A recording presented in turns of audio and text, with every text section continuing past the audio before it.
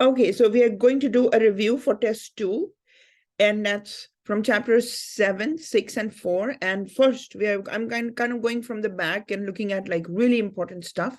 So one is the percentage yield. So looking at the problems from the book, the page 271, and the problem is 7.86. So here they have given you an equation. So 3 moles of calcium is reacting with nitrogen. And this is giving you calcium nitride. So Ca3N2. Okay, so Ca3N2 is a solid, calcium is a solid, and nitrogen is a gas. Okay, so when the question is saying that when 56.6 grams of calcium, so 56.6 grams of calcium is reacted with nitrogen gas, 32.4 grams of calcium nitride, 32.4 grams of calcium nitride is produced. What is the percentage yield of calcium nitride? So you can write the problem like this. Everything that I just now said from the problem, you write like this. So here, in this case, what they have given you, it's important that you understand that this is obviously in excess. This, when they are not stating how much of the nitrogen is used, that means it's in excess. That means calcium is in limited amount, and that amount is 56.6. So this is the reactant. The reactant is when you are using one of the reactant, 56.6 grams, you're producing 32.4 grams of product. Now, in this case, they have not specified the actual or theoretical, but let's write down the formula. Always write the formula. See, when I'm grading you guys, I'm looking at all these things. I'm looking at the formula. I'm looking at the steps. I'm looking at the units, right? Have you written the name of the entity? The name of the entity in chemistry is the symbol of the element, the molecule, the compound, the formula, right? The formula, chemical formula, and those things. So here the percentage yield,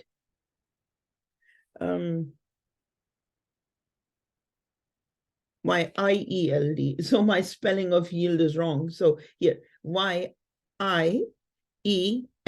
Always write down the formula. Actual over theoretical, right? And actual over theoretical times 100% times 100%. Okay, so here, what do you get? I'm going to just make this. All right. Okay, actual over theoretical times 100%. Now, in this case, we should know that when an equation is given like this, that means this is the actual yield. And it is implied that you need to find the theoretical yield. So first, find, so this is a two-step problem. First, find, it is not stated, it is not, it just means, it implies that you need to find the theoretical yield. So there are going to be questions related to the percentage yield problem. So find the theoretical yield and show all these steps, okay? And the second thing is then apply it in the formula.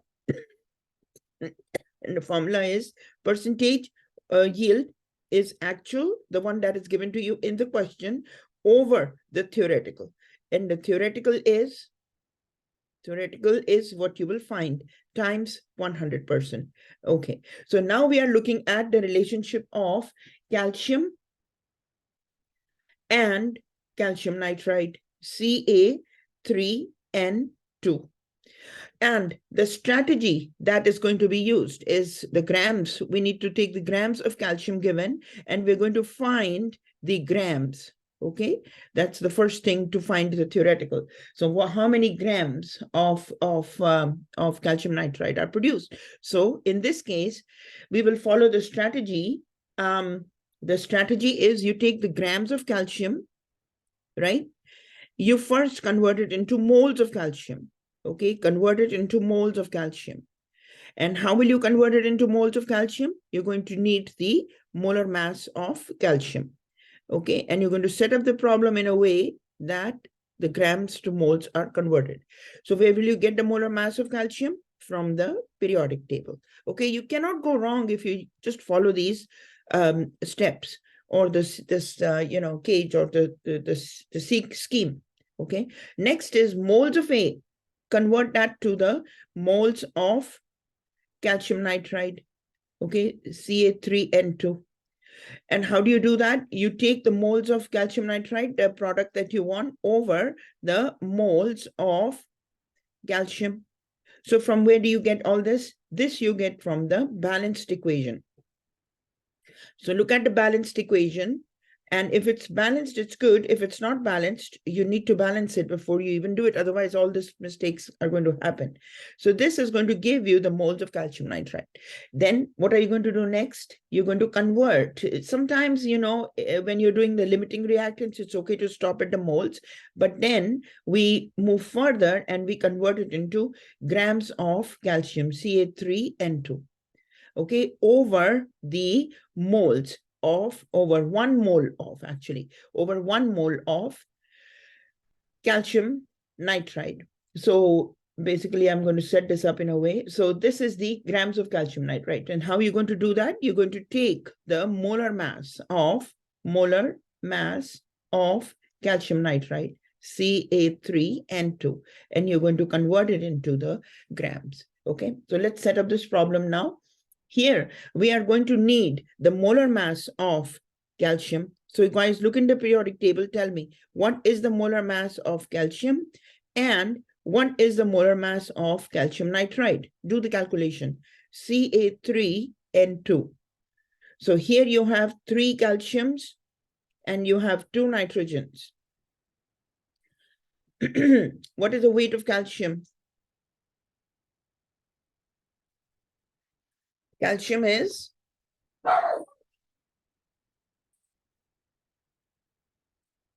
calcium is 40 grams.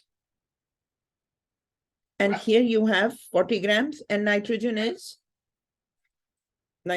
14 grams. Okay. So here you have 13, 3, 4 are 12, 120 grams. And here you have 28 grams. So this becomes 148 grams. And this is 40 grams. Sorry. 40 grams per mole. Grams per mole. Okay, so these are the 2 things. Next, just set up the, so we have 56.6. Excuse me, my dog is barking too much. Just give me 1 minute. All right. So 56.6 grams, write down 56.6 grams calcium times, converting grams to mole is 1 mole of calcium. So here's the thing, I'm doing these difficult problems here so that the little ones get covered. So on the exam, individual problems can also be given. A small grams is given, convert that to moles or something. So this is one step, okay? So here 40 grams of calcium. Multiply by the mole to mole ratio. Now that comes from the balanced equation. So here you have 3:1 ratio. So the moles that you're going to use is these ones. 3 moles of calcium reacting with 1 mole. If nothing is written, that means it's 1 mole. So here you put 3 moles of calcium, 3 moles of calcium, and 1 mole of calcium, Ca3N2. Now, this thing, 3 of calcium over 1 of Ca3N2. The same thing can be written as, the way I have written. So you don't have to write moles and moles again. You can write it like that, okay? But that's what it means, okay? Next is, you're going to take the,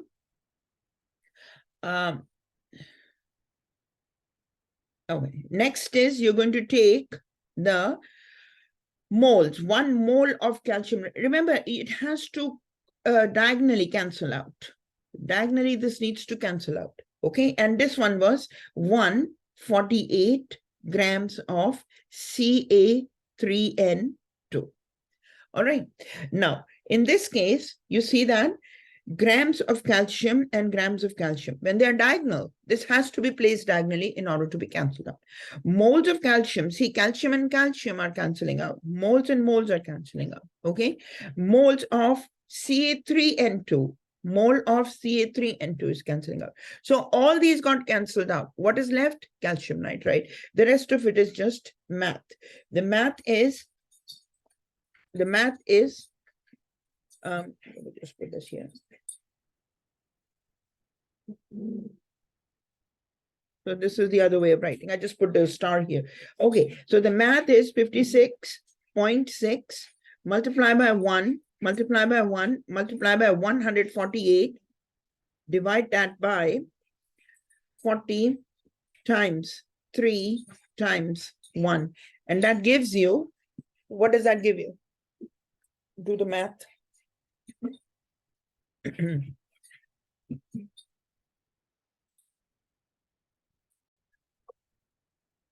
So we have the answer 69.80 grams. Now, if the answer has to be really, we need it in the significant figures. So the only significant figure that is going to be factored in this equation or in this calculation is the 3. Okay, these are the 3. 1, 2, 1, 2, and 3. So your answer should be in 3 significant figures. Okay, so these are the 3 sig figs. So the answer should also, and you're multiplying, remember? So it's the lowest significant figures. And in this case, the rest, all these numbers, all these numbers, so all, let me write this down because that's a mistake people made on the first test also. So all exact numbers are not included, in significant figures, like when you're doing calculations. You ignore them, okay? So in this case, we are only going to use only consider the decimal figures with the decimal places. Only consider ones, or instead of writing ones, only consider the numbers with decimals. Okay, so we see there are 3 decimal places, and then I mean there are these 3 numbers, and these 3 numbers are these ones. So your final answer should also be in just 3. Now, okay, whatever regarding the significant figures, but in the chemistry, remember, we have what are these called? The weighing machines.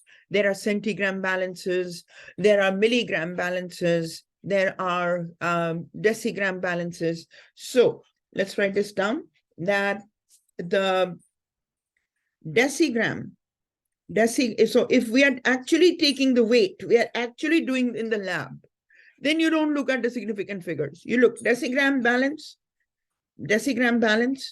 only 0.1 place after the decimal. Centigram balance, 0.2 places after the decimal. And milligram balances are very sensitive.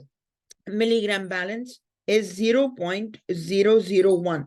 So the actual practical scenario is whatever balance you're taking, you have to use that, right? So if it's 1 place after the decimal, kind of like not very sensitive, 3 places after the decimal is more sensitive. So regardless what the numbers, what your calculations come with respect to the significant figures, you go by what is available to you in the lab, and you go from there. However, just for the sake of theoretical arguments, we need 3 places after the decimal. So 69, we need 3 significant figures. So 69.8 grams is, you would take the weight.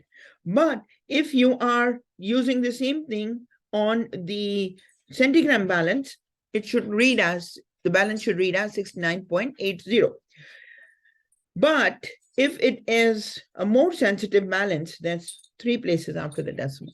Okay, so these things should, depending upon where they are, this is what you should get in theory. Now, not a good idea to round up or round down the numbers, because you're adding mass. So it's not very exact. So for chemistry, it's best to leave the numbers as they are. Okay, rounding up or round. Remember, rounding numbers is what is rounding for. Rounding numbers is only for the cosmetic fixtures of the numbers. Okay, cosmetic fixtures of the numbers. So rounding up. So in this case, just for the sake of argument, if they say, oh, round it up. So you have 69.80. And if they say we only need 3 places after the decimal. So what will you do here in this case? If we need only 3 significant figures. I'm so sorry. I keep saying that 3 significant. So 1, 2, 3. And you're going to drop 0, right? And here, what do you do with the 8? What does 8 become then? What happens to the 8, the left? So you're going to keep 8. And 8 is more than 5. So what happens to 8? 8 becomes 9, right? So this becomes 69.9. And then it doesn't make sense, right? It doesn't make sense because now you introduced about 10 milligrams extra of the matter. So it's like, it's just cosmetically fixing the numbers. And then 69.9 also is not looking good. It's much better to put it at 70 grams, right? So that's like, it doesn't make much of the sense when we're rounding as chemists. So just leave it like that. So to see which one is the closest answer. So see the closest answer.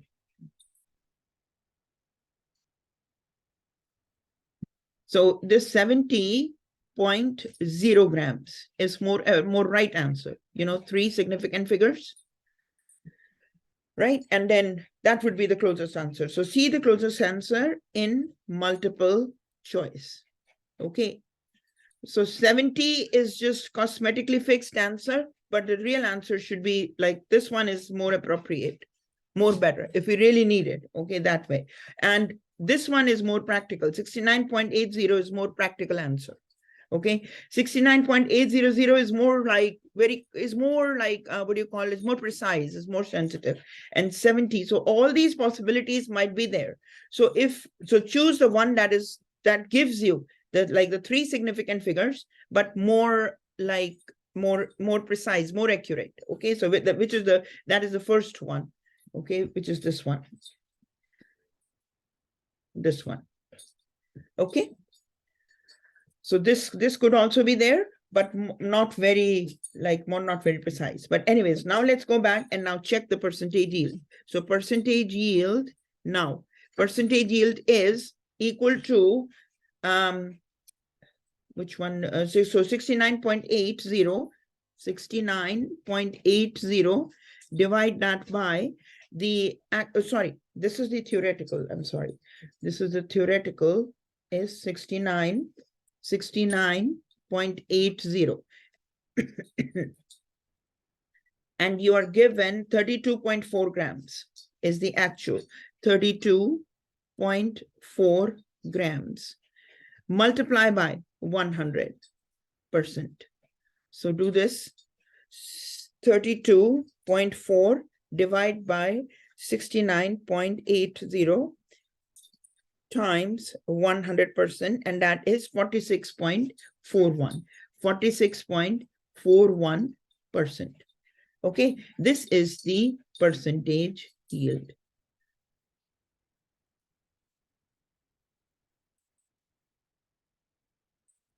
All right.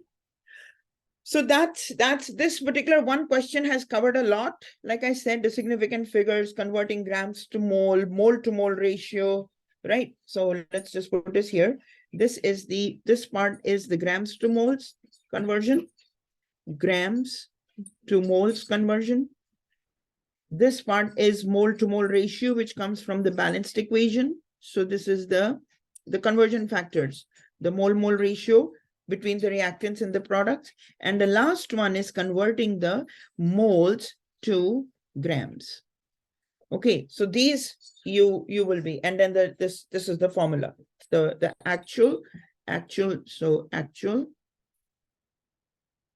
theoretical. So theoretical is actually, as the name says, only in theory. Okay, so very important question, this thing on percentage yield. One question from the test on the test is going to be, at least one question is going to be there from here. Okay. All right, next question that's going to be is on the limiting reactants. Okay, limiting reactants. Now, let's look at this also, limiting reactant problem. And again, I'm going to use some problems from the book.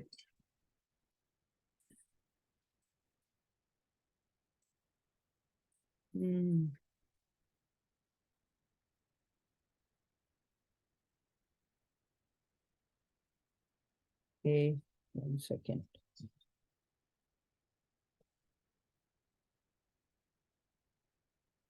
All right, let's look at this one. Second is this problem. Okay, this problem is the problem on page 271. And 1 second, this is the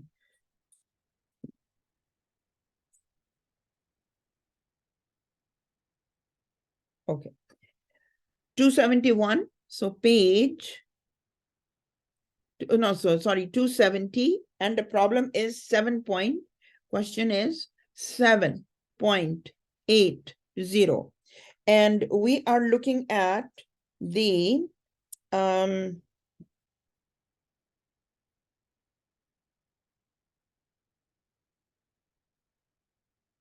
let's look at a difficult one.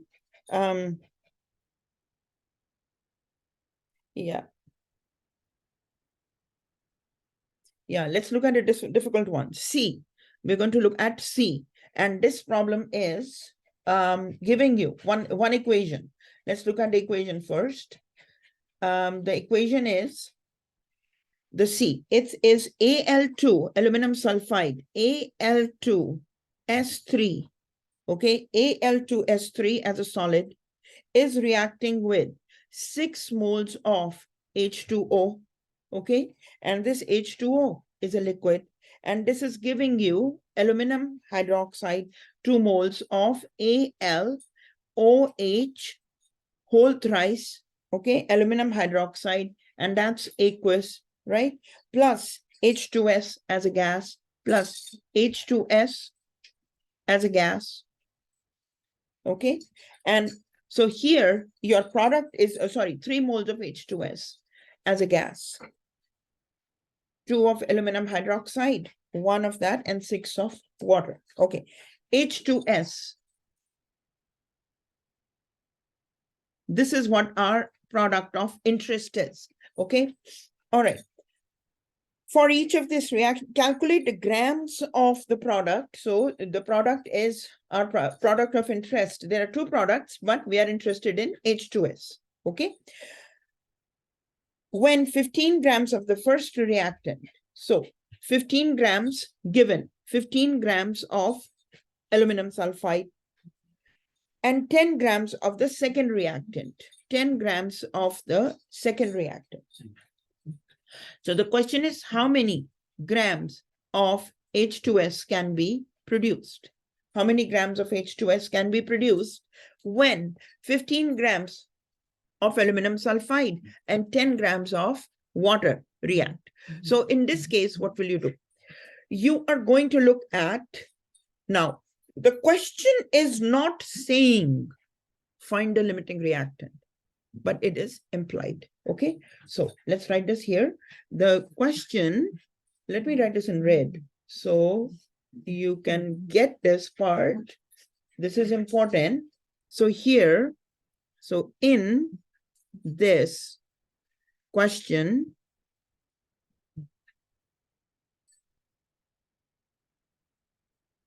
it is not clearly stated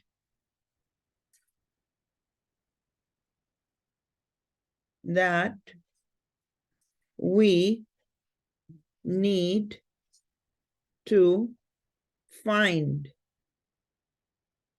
the limiting reactant.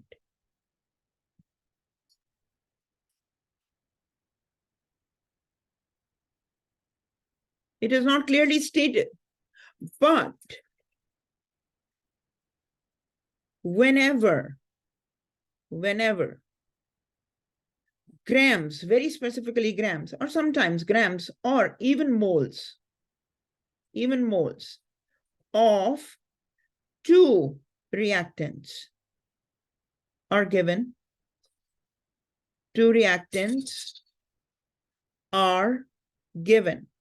okay, then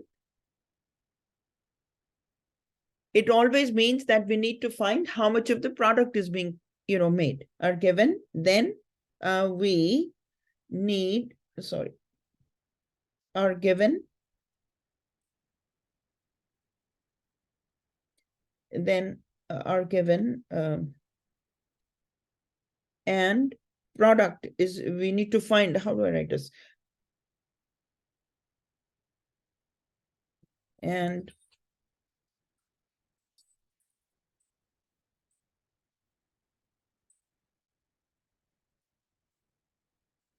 we need to find the grams or moles. It just means that moles of the product. Okay, so it's not given directly, but the question is clearly showing you that there is some amount of reactant 1, some amount of reactant 2. Obviously, when these two are reacting, they're going to produce some amount of the products, okay? But we're going to focus only on one product. So one product is, in this case, H2S. Now, when you set up the problem, you are always going to do the relationship. You're always going to do it's always the relationship of reactant 1 to the same product, okay? And the reactant 2 to the same product, okay? So it's always the same one product. Not that there are two products are given, but it's always how much.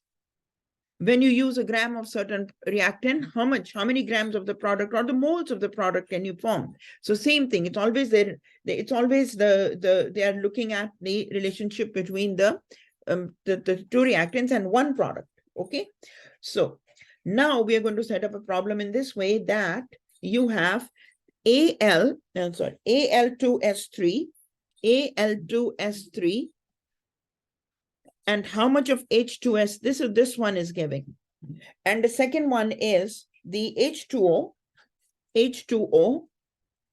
and how much of the H2S is this guy giving, okay? In both the cases, grams is, in this case, grams is given and grams is given. So here you're given 10 grams, right?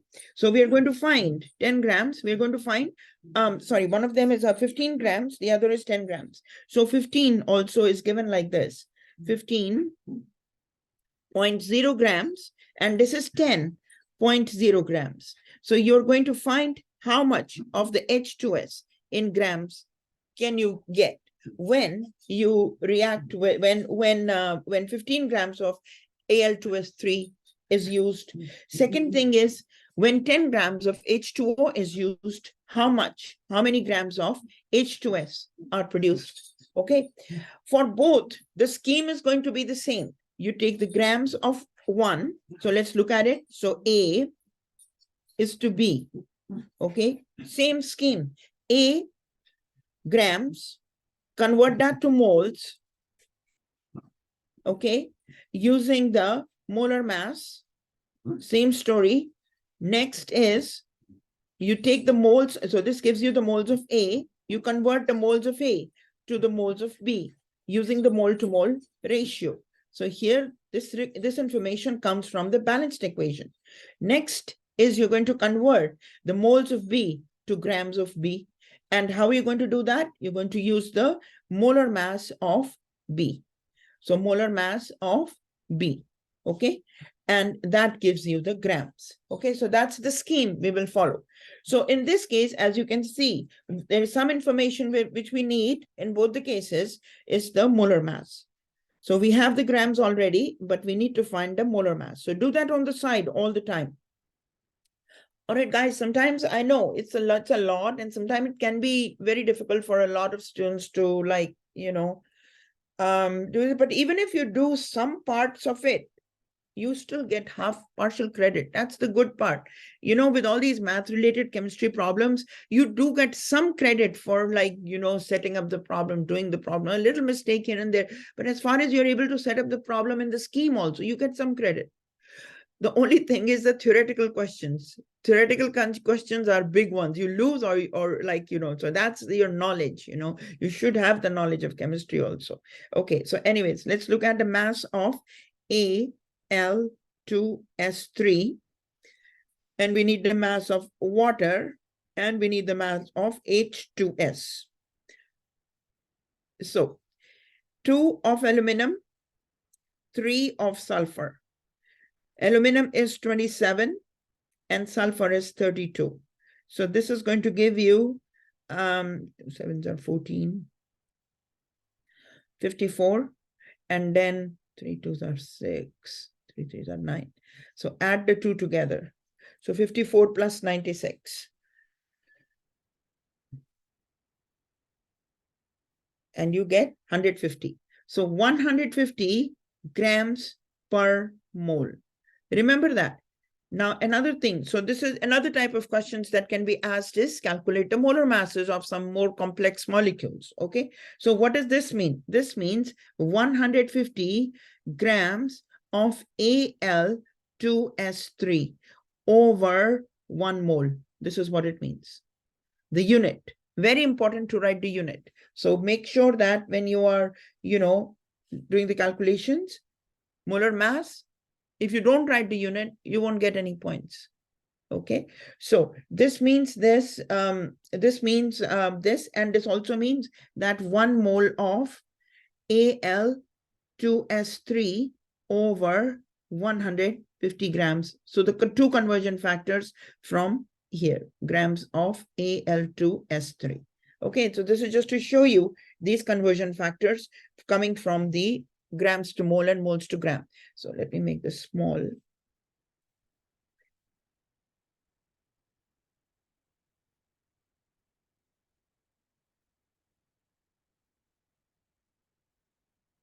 Okay, so this is what it implies. All right, next is water. So water is what?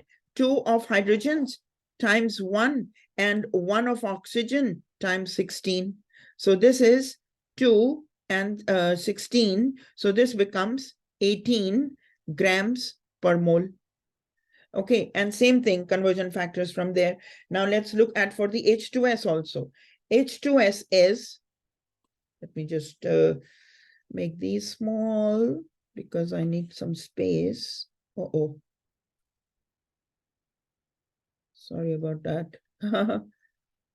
Okay, here we are. Okay, this is one piece, and this one is.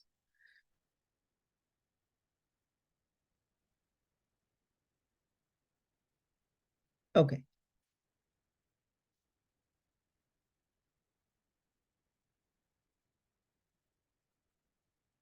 All right, so here we have these, and then comes the H2S. So H2S, and this one is 2 of hydrogen and 1 of sulfur.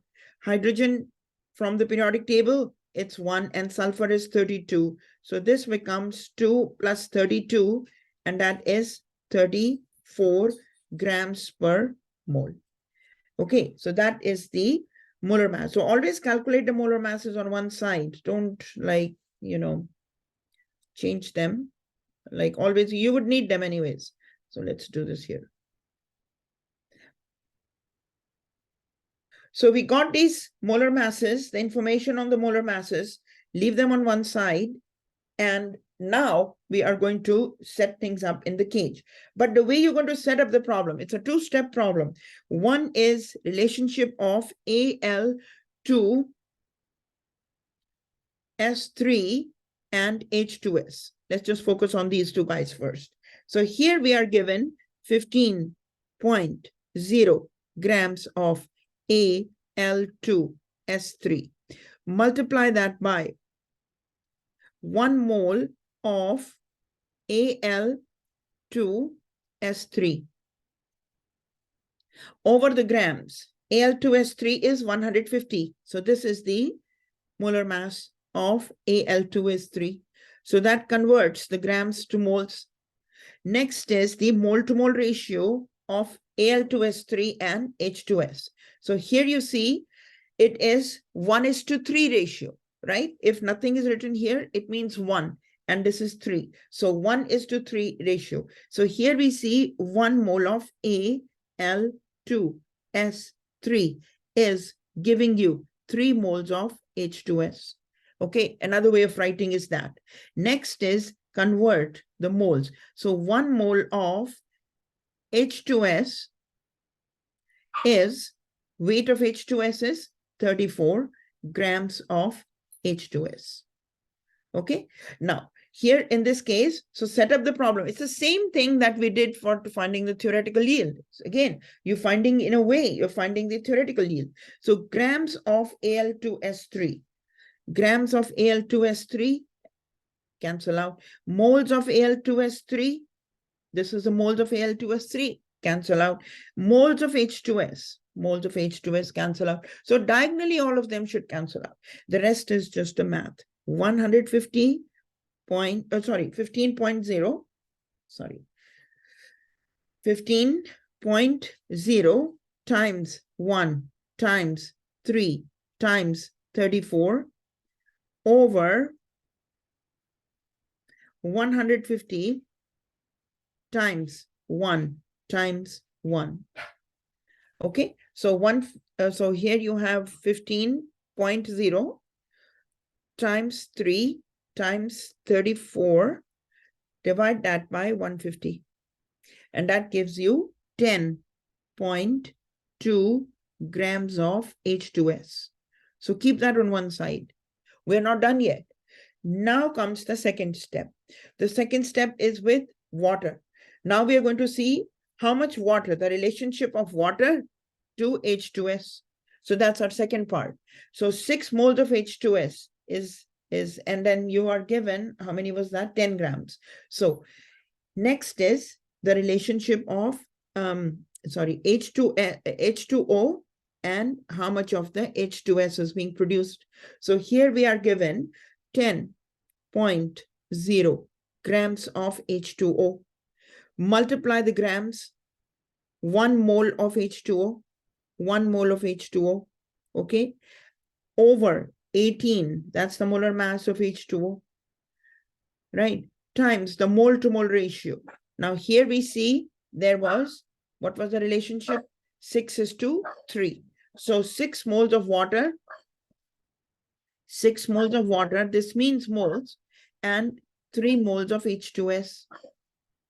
And then you have 1 mole of H2S. And then here is the, what was that? 34 grams of H2S. 34 grams of H2S. All right. Now, here, same thing. You see that grams of H2O and grams of H2O cancel out. Moles of water and the moles of water cancel out. Then the moles of H2S, the moles of H2S cancel out. And what do you get here? Then just the rest is just a math, which is 10.0 grams times 1 times 3 times 34. Divide that by 18 times 6 times 1. All right. So here you have 10.0 times 1 times 3 times 32 times 3 times 34 is equal to, so this is 1020 over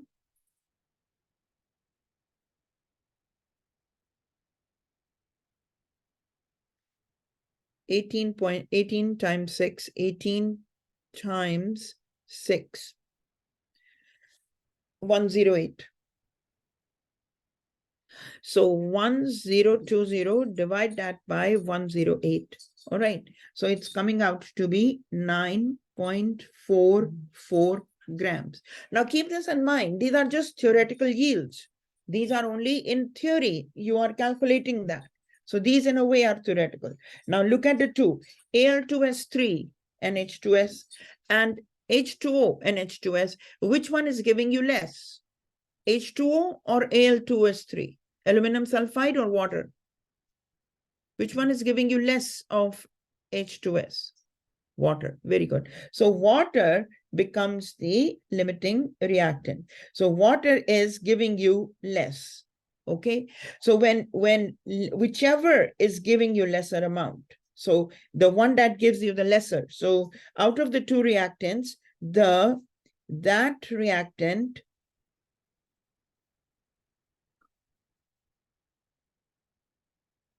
which yields or gives, whichever you want to use, gives the lesser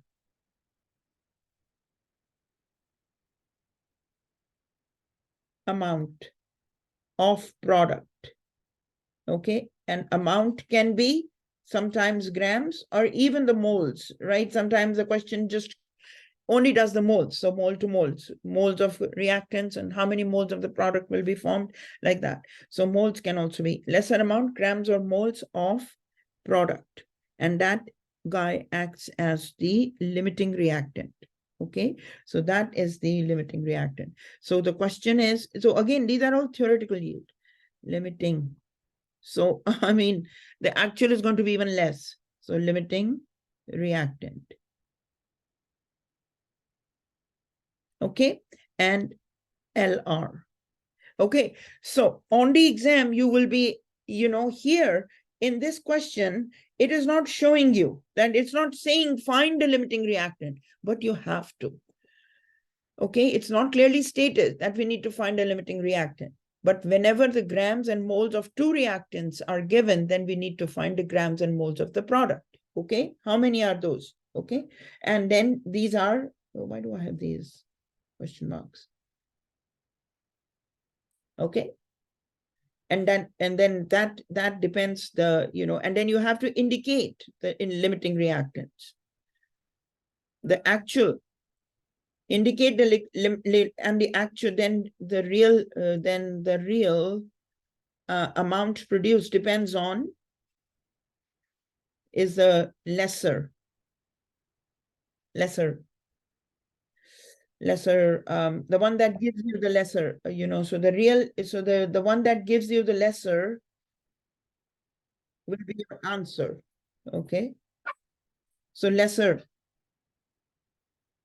of the two, so here we will see that the limiting, so in this case, if the two options are available, 10.2 and 9.41 in the multiple choice, then this is going to be your right answer, because technically, theoretically, you can only produce the lesser amount. Okay, so this is still, even if the other one is also there, but it's only in theory. So this is, it is like the real, even out of the two, this is the more realistic. You cannot go more. Okay, any questions so far? Any questions? So these questions are going to be on the test: percentage, yield, and the limiting reactant. And then the rest is, just the regular find the grams to mole, moles to grams conversions, from finding how much of the reactant is there, how much of the product. So this is what we have done pretty much. If you want, we can do one more question. Let's see a difficult one. Mm.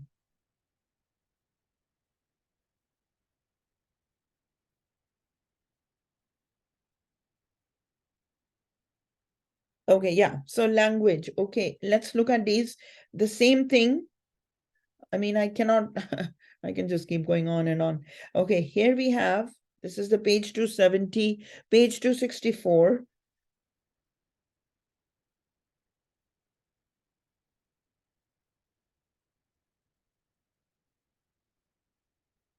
So here, let me write this down here.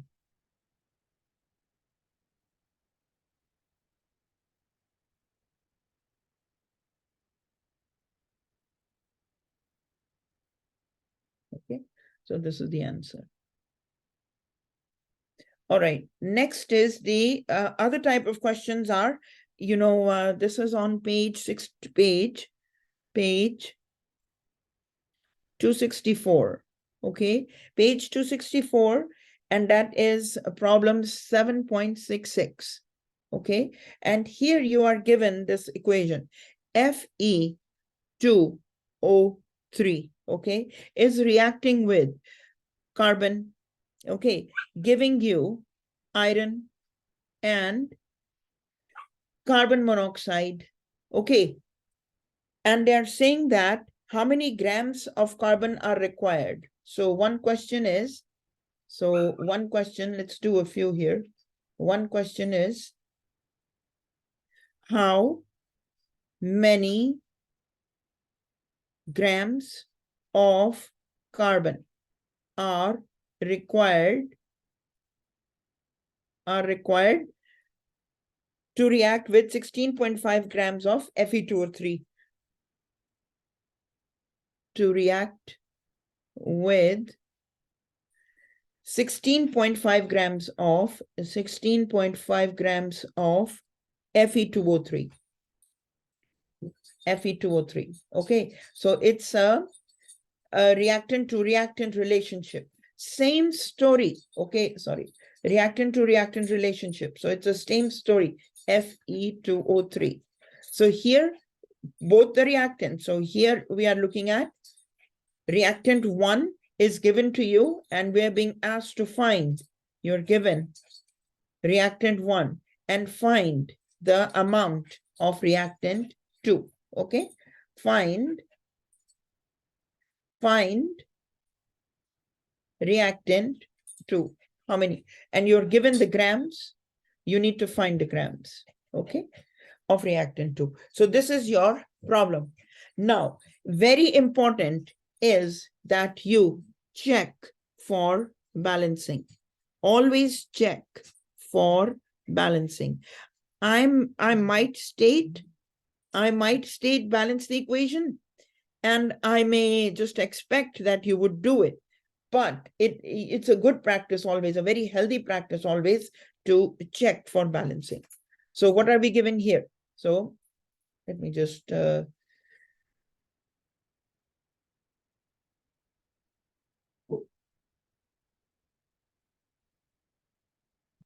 right.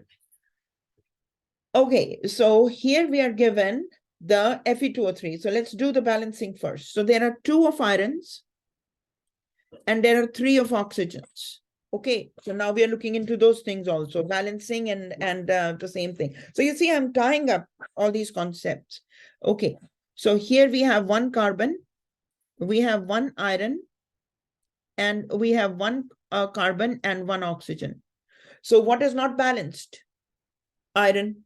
2 on one and 1 on the other. So what will you do? So if you put 2 here, so if you bring 2 here, that 2 multiplies with iron, and that makes the iron 2Fe, right? So that's one piece. So iron is balanced now. But let's look at oxygen. On one side, we have, you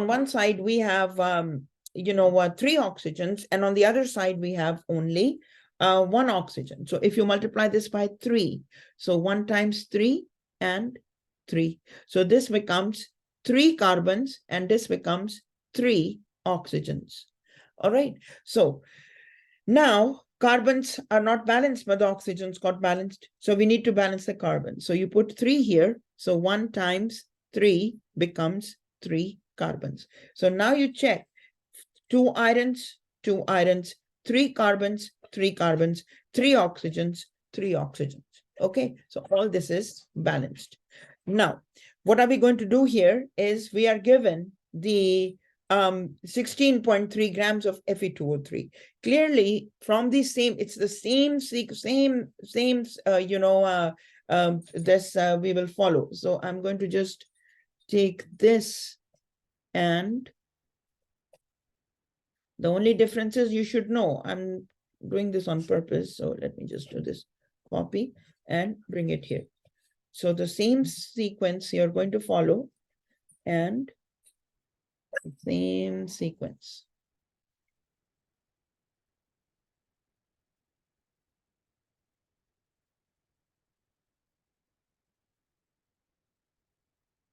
Okay, so now we have the same story, A is to B. So we are looking at what? We are looking at the relationship of Fe2O3 and carbon, okay? And we are given the 16.5 grams of Fe2O3.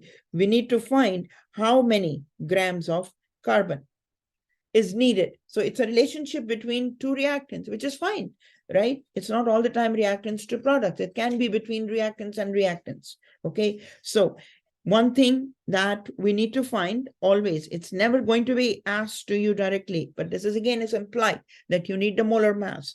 So Fe2O3 means 2 of irons and 3 of oxygens, right? And these are reacting this iron. Iron is 56, oxygen is 16, okay? So let's do this here.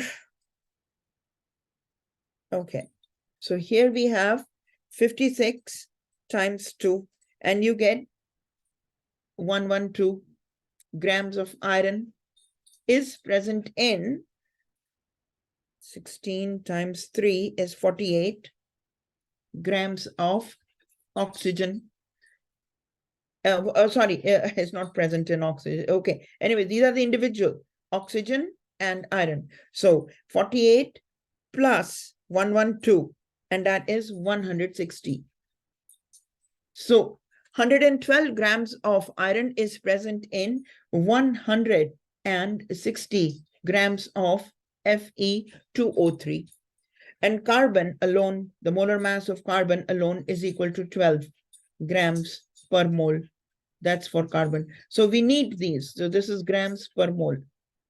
Okay, we need these this information. So next is, just put the numbers, 16.5 grams Fe2O3 multiply by 1 mole Fe2O3. So instead of writing mole, now you guys understand that. So I'm just going to write down 1 because of the space, Fe2O3 over the grams of Fe2O3 is 160 grams Fe2O3. So see how I'm showing you, right? After every number, I'm writing the unit, or I'm writing the, so this is mole. Okay. I'm writing the name of the chemical formulas, all those things. So next is the relationship between carbon and where is it? So here, Fe2O3. So it is 1:3. If nothing is written here, it means 1. Okay. So this alone means 1. So 1:3. So we need to cancel the Fe2O3. Fe2O3 goes in the denominator. We are finding the carbon. So there are 3 moles of carbon from the balanced equation, right? So these also means this is the mole to mole ratio. Mole to mole ratio of Fe2O3 to carbon. And this is coming from the balanced equation. So don't forget that. The middle part. Sometimes students forget that, okay, over. Now here comes 1 gram of, 1 mole of. So remember, this is still the moles. These are the moles. And this is also the mole. Okay, so 1 mole of carbon. And I'm going to just put it here, 1 mole of carbon, and the carbon is 12 grams of carbon. Okay, so cancel out diagonally. Fe2O3, grams of Fe2O3 cancel out. 1 mole of Fe2O3, 1 mole of Fe2O3 cancel out. 3 moles of carbon, and the moles of carbon cancel out, right? And only grams of carbon are left. So what will you do next? Math, simple math. Okay. All right. Here we have the next is the simple math, which is 16.5 multiply by 1, multiply by 3, multiply by 12 over 160 times 1 times 1. So just do that. 16.5 times 3 times 12 is equal to 594. Divide by 160. Divide by 160. And that gives you 3.71 grams of carbon. Always write down what entity it is. And that is the answer. 3 decimal places. No, sorry, the 3 significant figures. 3 significant figures here. And you have 3 significant figures. Okay, that's the answer. All right, guys. So these type of questions, as I said, will be on the test. So any questions beside this while we move on to the other one? So we covered, like, in this case, like I said, we covered, I'm going to now just make this, and throughout this, we covered, there can be small questions. Small questions, there can be small questions on grams to moles, or second one can be moles to grams. Okay. And then third could be mole to mole conversions. Right? So this was mass to mass conversions. These are called mass to mass conversion.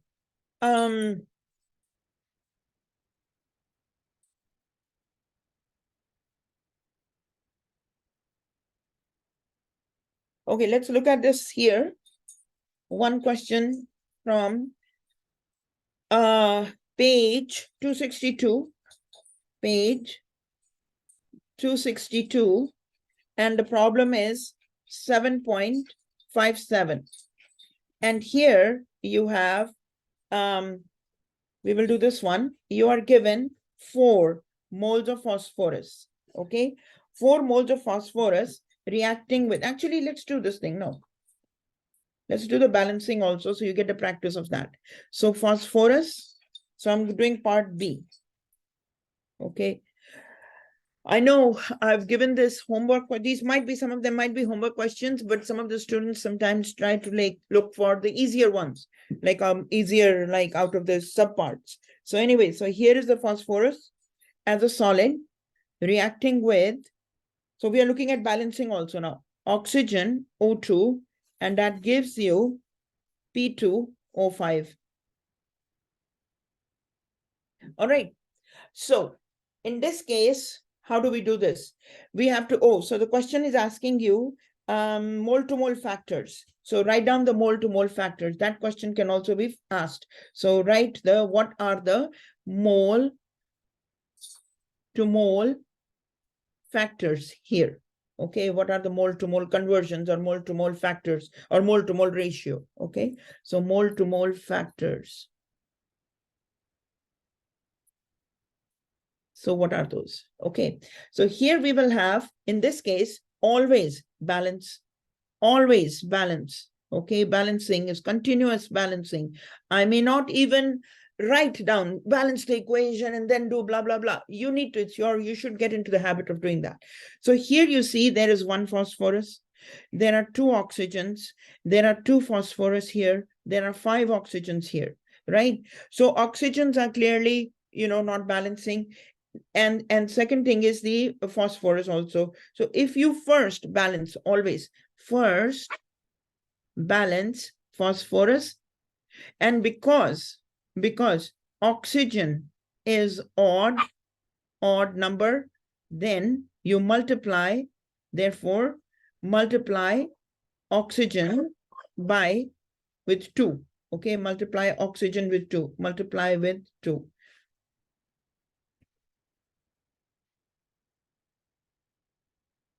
Then balance, multiply the phosphorus by 2. Let me write it. And multiply by 2. That is the phosphorus. Then balance oxygen. Okay, so here, if you put 2 here, that 2 balances the phosphorus right away, right? That makes it 2 phosphorus. Right away, it becomes 2 phosphorus. So if you just look at it, phosphorus and phosphorus will get balanced. But oxygen is an odd number. So you go back and multiply the whole thing by 2 again. So 2 times 2 phosphorus plus dash O2, hold on to oxygen, gives you 2P2. So this also will be multiplied by that. So this initially was 1, right? So you're basically multiplying this whole thing, 1P2O5. Okay, so what does this become now? This becomes 4 phosphorus plus oxygen, leave it just now, and that gives you 2P2O5. So that makes 4 phosphorus here, right? And 4 phosphorus here. So those 2 are good. Then we also have 10 oxygens. But here you have 2 oxygens. Okay, so how will you make it 10? You are going to put 5 here. So when you do that, so 5 multiplied by 2 oxygen gives you 10 oxygens. So these balance out. Okay, so this is the way, you know, you balance all kind of like all like the combustion reactions, or generally with, you know, oxygen, whenever the oxygen is odd number, this is the strategy you use. Okay, now mole to mole conversion factors, mole to mole ratios. And so here it is always between 2 entities. So phosphorus with P2O5. Okay, and the second one is oxygen with P2O5, and then phosphorus with oxygen. Okay, so what are the conversion factors? Very simple, 2 moles of phosphorus. Now, I'm not putting the word mole, but this implies, okay, 2 moles of phosphorus over P2O5. So sorry, not the 2, it was 4. So 4 moles of phosphorus. So this is what we are going to use now. This one. This is our final equation. Final balanced equation.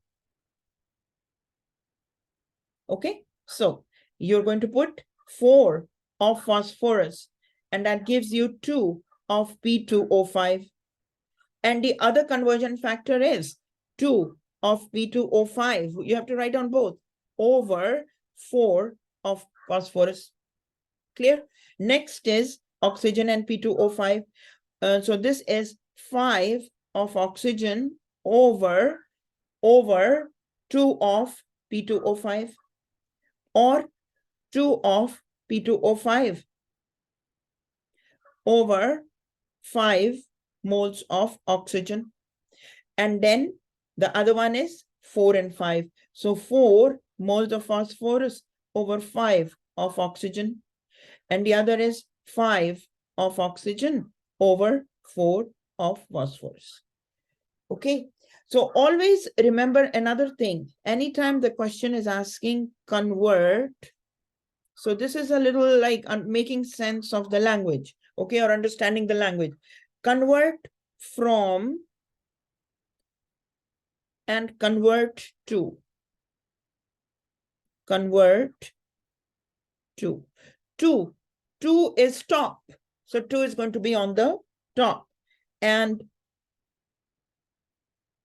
so this is your conversion factor when you are converting from to 2.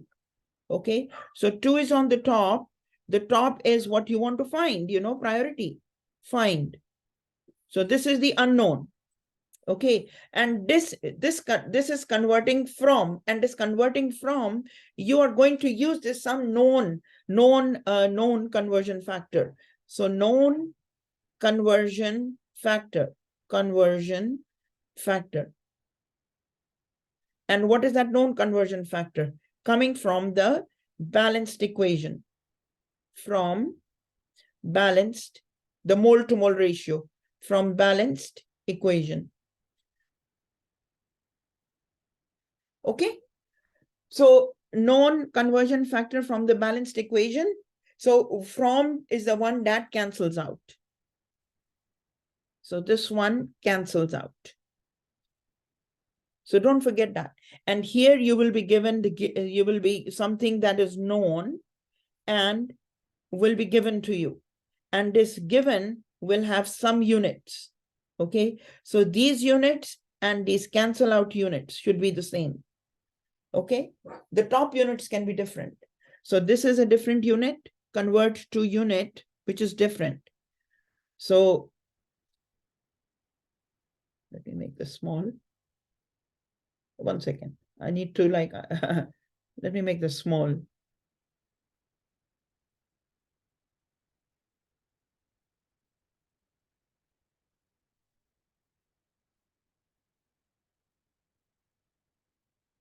Okay, here.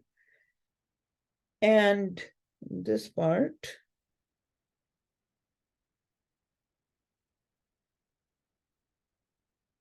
Okay, and here is the cancel out. So this will be here. So the given unit and this unit, the convert, this unit should cancel out, should be the same. So this unit and this unit should be the same units. So this is a mistake students make. If they are not the same units, they will not cancel out. So in order for them to cancel out, this is the unknown unit. Unknown or something that you're trying to find. Okay, but these diagonal ones should be the same. All right, guys. So, this was to use for the mole to mole conversions, mole to grams to mole, mole to moles to grams. And these are the conversion factors.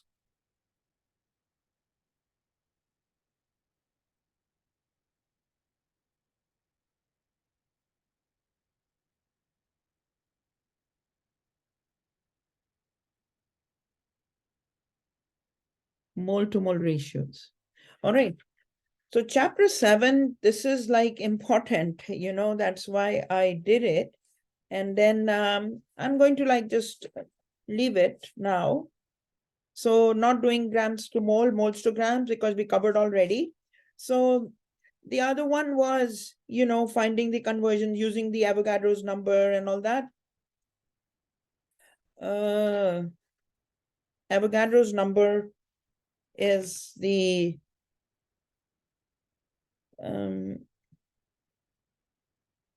okay, let's do this one from the parts to whole problem. So here is a parts to whole problem. Okay, so what does this mean? Here, okay, let's calculate the following. Okay, like this one, like this problem on page 254, page 254, okay, page 254, and this is the problem 7.31, 7.31, okay. So here you have calculate each of the following quantities in 2 moles of H3PO4. So you are given, and we are going to do this given 2 moles of H3PO4, okay. Find how many moles of hydrogen, how many moles of phosphorus, oxygen, how many moles of hydrogen, how many moles of phosphorus, how many moles of oxygen, And then they're also saying find the atoms of oxygen. Okay, now, how many atoms? Okay, so in this case, it is just mole to mole conversions, mole to mole ratio. In the first three cases, you're going to just look at the mole to mole ratios, these ones. But the second one, where they're saying find the number of atoms, you will need to use the Avogadro's number. They're not saying that use the Avogadro's number, but that is what to do. The Avogadro's number is always how many atoms or how many molecules, you know, so those type of things. How many? The many means the counting number. So this many, sorry. Oh, okay, this many implies the counting number, and counting is always Avogadro's number. Okay, so let's do these counting numbers. All right. All right, so here, these are the two sets of problems. One is this type and the second is this type, where you're going to use the Avogadro's number. So first one, here we have the 2 moles. So given 2 moles of H3PO4. Okay, and we need to find how many moles of hydrogen, phosphorus, and oxygen are there. So in this case, what we see is we know that. What do you know? From the formula, we know that from the formula that 1 mole of H3PO4 contains, what does it contains? 3 moles of hydrogen, right? 1 mole of phosphorus and 4 moles of oxygen. Clear? So how can you write this as the conversion factors or conversion? These are also called the conversion factors, and these are also called the mole to mole ratios. It's the same thing, mole to mole ratios, and these are also called molar ratios. It's the same thing. All means the same. So molar ratios. Okay, all of them means the same. So what? It means that 3 moles of oxygen over 1 mole of, 3 moles of hydrogen, 3 moles of hydrogen over 1 mole of H3PO4. So, and the other one is 1 mole. The other conversion factor is 1 mole of H3PO4 over 3 moles of hydrogen. All right. The other one is 1 mole of phosphorus over 1 mole of H3PO4. The other is 1 mole of H3PO4 over 1 mole of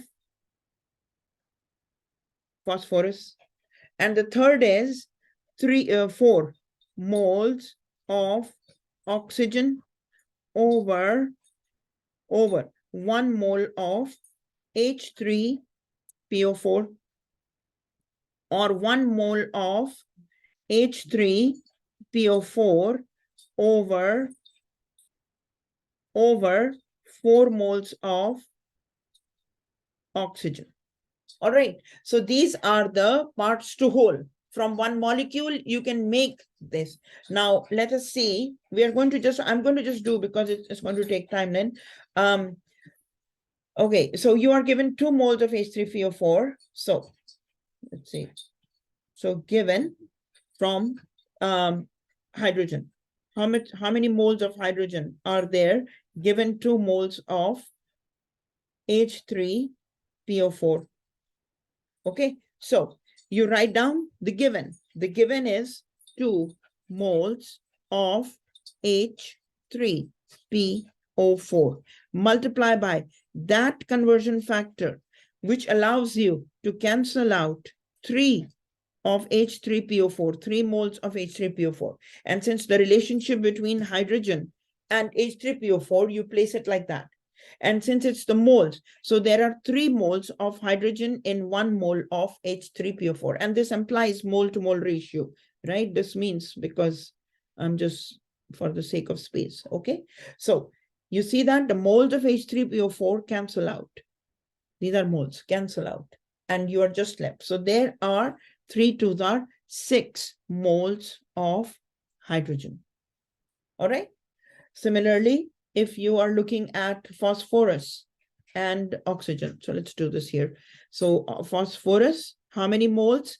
Given 2 moles of H3PO4. So I'm going to just do it all like this. Okay. Okay, so this is 2 moles of H3PO4 multiply by, now phosphorus, 1 of phosphorus over 1 of H3PO4. And this gives you 2 moles of phosphorus. Okay, next is 2 moles of H3PO4. Okay, times 4 moles of oxygen present in 1 of H3PO4. So what do you get here? 2 4s are 8. 8 moles of oxygen. So in all these cases, moles cancel out, right? And you're just left with the moles of hydrogen, phosphorus, oxygen, which is your answer. So this was one part. The second part is, this was one part.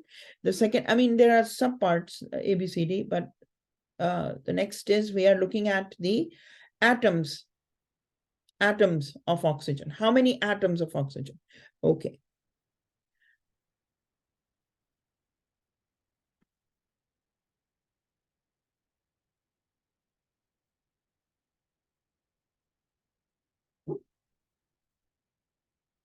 Two moles of H3PO4.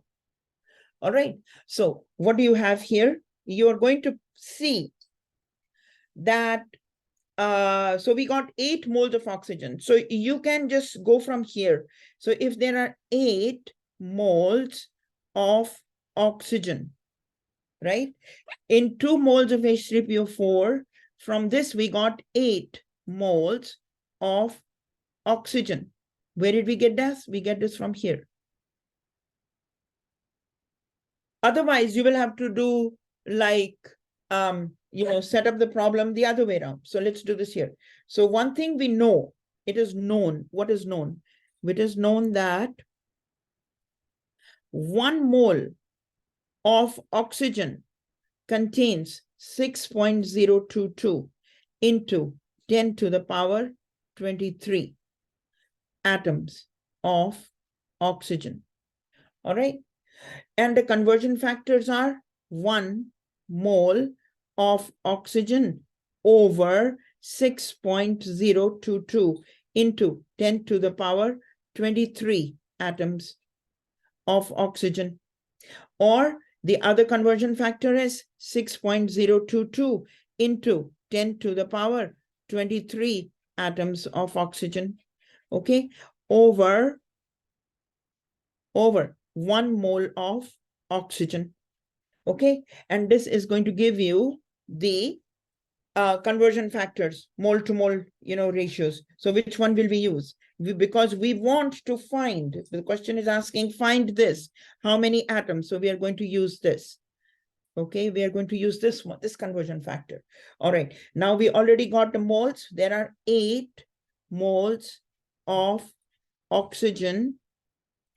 And how many atoms are there? So there are, in 1 mole of oxygen, there are 6.022 into 10 to the power 23 atoms of oxygen. Okay. So next is moles of oxygen. Moles of oxygen. cancel out, and you are just left with the atoms of oxygen. So 8 multiply by, first do this. See, if you have a scientific calculator, you can just set it up, you will get the answer. But if you don't, you just have to do it manually then. 8 times 6.022, and leave that 10 to the power 23 on one side. So let's see, what do we get here? 8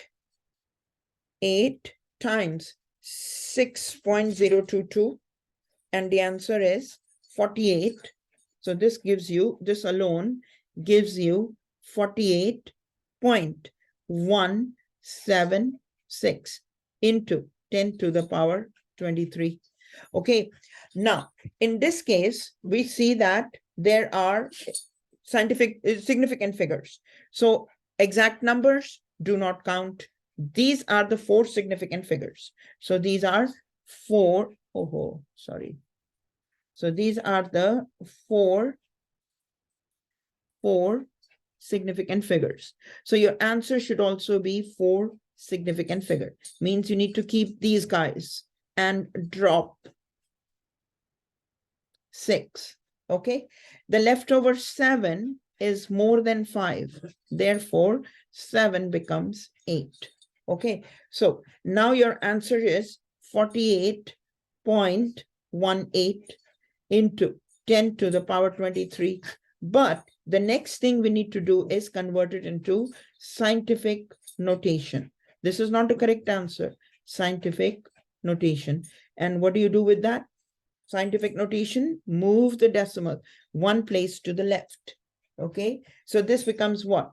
4.818 into 10 to the power 24. Okay. Atoms of oxygen in 2 moles of H3PO4. All right, guys. So this is how you do. And I covered, like, this is actually very important student learning outcome in the course. The rest of the stuff, I mean, like I covered balancing. So balancing is going to be throughout. There is balancing. Okay, you have to check for balancing all the time. All right. So from this chapter, balancing is important. And then there is a little thing about the oxidation and the reduction. We will cover that a little bit. And then, we can leave then. Oxidation, the redox reactions. Oxidation and reduction. Okay. So in oxidation and reduction, what do you get? Oxidation is when, there is an increase in the positive charges. Reduction is decrease in positive charges. So increase in positive charges. Reduction is decrease in positive charges. Reduction means increase in negative charge. Oxidation is decrease in negative charge. Okay. Oxidation also means addition of oxygen. Reduction is addition of hydrogens. Okay. Oxidation is addition of oxygen atoms. Reduction is removal of, so this is from the biological processes, removal of oxygen atoms. Oxidation means removal of hydrogen.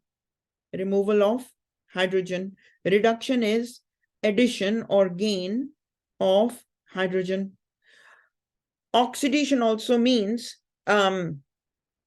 increase from the oxidation numbers. Oxidation numbers. And when the oxidation numbers increase.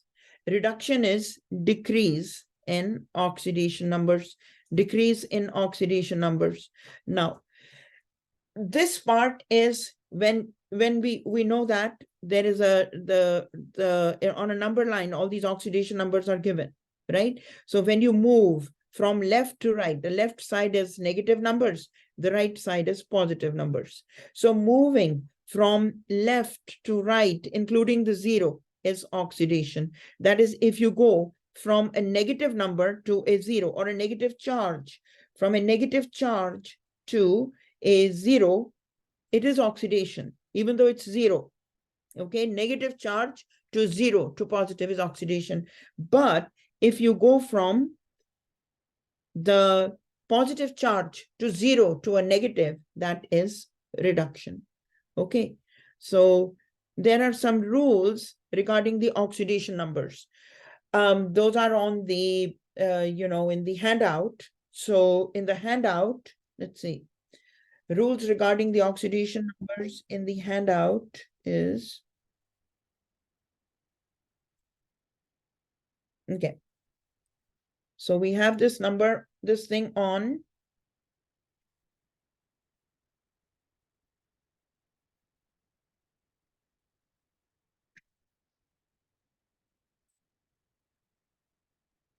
here. These are the oxidation numbers. And this is what I just now told you. The same thing on your handout about the oxidation and reduction. So rules residing, so oxidation number of elements in free state. Free states are uncombined state, like copper, iron, silver. Like if they are not reacted to anything, oxygen, chlorine, bromine, iodine, anything, then it's zero. Okay, diatomic molecules like hydrogen, like Cl2, N2, O2, oxidation number is zero. Remember, oxidation numbers are just like the charges. They define like where are the electrons, what are the electrons doing, right? At that time, have they left the atom or not?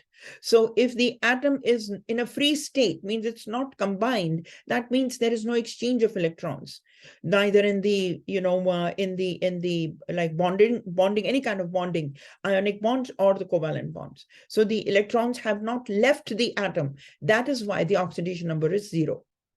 Wherein the oxidation in diatomic molecules, the oxidation number is zero because here the atoms are not available. They're already tied up to each other with the atoms. They're already tied up. So the electrons are not available. Electrons are not given out. The electrons are tied up into a bond. Double bond in case of oxygen, triple bond in the case of nitrogen, single bond in the case of hydrogen and chlorine. Okay, then comes the oxidation number. Hydrogen is always +1, except in the peroxides, it's always -1. Oxidation number of, metal hydride, it's always -1. Oxidation number of oxygen is -2, but if it's a peroxide, then it is -1. Then the oxidation number of all group 1A, 2A, 3A, 4A, 5A, 6A, this is basically related to their charges. And then you also have to look at the oxidation numbers of those transition elements that show more than one type of positive charges, and that you will have to look at the table for that, where they're all like lead can have +2 and +4 charge, tin can have +2 and +4 charge, manganese can have +2 and +5 charge or +7 charge, right? Similarly, iron can have +2 and +3 charge, copper can have +1 and +2 charge. So you have to look at it in that situation. Okay, for the neutral atoms, the oxidation number for the neutral molecules, it is zero. But for the ions of like a polyatomic ions, the oxidation number of all the elements that make up that ion combined together, the sum total is equal to the charge on the ion. So these are the rules. Now, I'm not going to give like a whole lot of like a lot of questions, but at least for a single displacement reactions, right? All single displacement reactions. Single displacement reactions, we follow the activity series, okay? And single displacement reactions are redox reactions, okay? Like whether they are going to work or not. So single displacement reactions, look at the activity series on page, we'll look at in the handout. Okay, we will look into it. And second thing, are all redox reactions. What is the meaning of that? Redox reactions. What does this mean? This means, like, for example, let's look at this one. So here we have these activity series. So even if like, I just casually covered it in the class, some of these, because they're not given in depth in your book, but you should still know these things. So where is the activity series? Right here. Okay, here's the activity series. And I'm hoping that you did make between lead and copper, I'm hoping that you did put hydrogen there, because all these elements that are above hydrogen are going to displace hydrogen from water, steam, and acids. The second one is the ones that are below hydrogen will not react with the acids and will not displace hydrogen because they are lower than hydrogen in activity series. Next thing is all the elements that are on the top will react with the elements that are in their bonded state, and they're going to release those elements in the bonded state. So for example, let's do a reaction of magnesium and iron. So you see magnesium is on the top. Magnesium will break the bonds of all these elements that are below it in the periodic, in the activity series. So from their bonded state, but it's not going to happen otherwise. Like magnesium can break the bonds of iron, but iron cannot break the bonds of magnesium. So let's do this here. Here we have, let's say, magnesium reacting with FeCl3. Okay, here this reaction will work because magnesium is above iron in the activity series, but iron will not break the bonds of magnesium chloride. In this case, there is no reaction. No reaction. Why is there no reaction? Because iron is lower than magnesium in the activity series. Okay, so here this is going to give you MgCl2, and it is going to release hydrogen, iron. Okay, the rest is balancing. Okay, one second. So this reaction is working because it is. Okay, so here we have, so it's very important, continuous balancing. Okay, so here we have one magnesium, we have one iron, and we have 3 chlorines. Okay, we have one magnesium here, we have 2 chlorines here, and we have one iron. So what are we going to do here? We are going to see the magnesium is balanced, the iron is balanced, the only messed up is the chlorines. So 3 times 2 and 2 times 3 is equal to, one second. So 3 times 2 is equal to 6. So we are going to make them as we're going to look for the common multiples now. So here you are going to put 2 and you're going to put 3 here. 2 multiplies by 3 chlorines and 3 multiplies by 2 chlorines. So this makes 6 chlorines and this also makes 6 chlorines, but it messes up the other species. So now it becomes 2 irons and then this becomes 3 magnesiums. Okay, 3 magnesiums. So now we need to change. So we have to make it 3 magnesiums. So 3 multiplied by 1 magnesium is equal to 3 magnesium. So this is, the magnesiums are balanced. Then irons. So we need to put 2 here. So that makes 2 irons and that is balanced. Okay. So 2 irons and 2 irons. So 2 irons, 2 magnesiums, 3 magnesium, 3 magnesium, 6 chlorine, 6 chlorines, 2 iron and 2 iron. So this is all balanced. So in this case, the top reaction works. But let us see if the question is asking you, find which one got oxidized, which one got oxidized, and which one got reduced. So how will you do this? Which one got oxidized and which one got reduced? So here we will see that the one that got oxidized. So we are going to write down. So obviously the top one worked. So magnesium, so you're going to look at the oxidation numbers. So place the oxidation numbers. Place the oxidation numbers. And these oxidation numbers are basically charges. And I forgot the page. Which page was that? Activity series is on page 17. And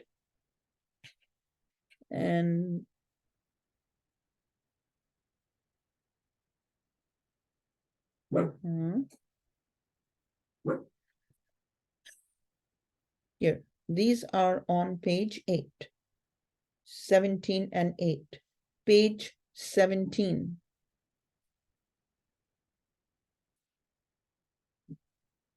In the handout. Okay, and the oxidation reactions are on page 8, the rules, page 8 in handout.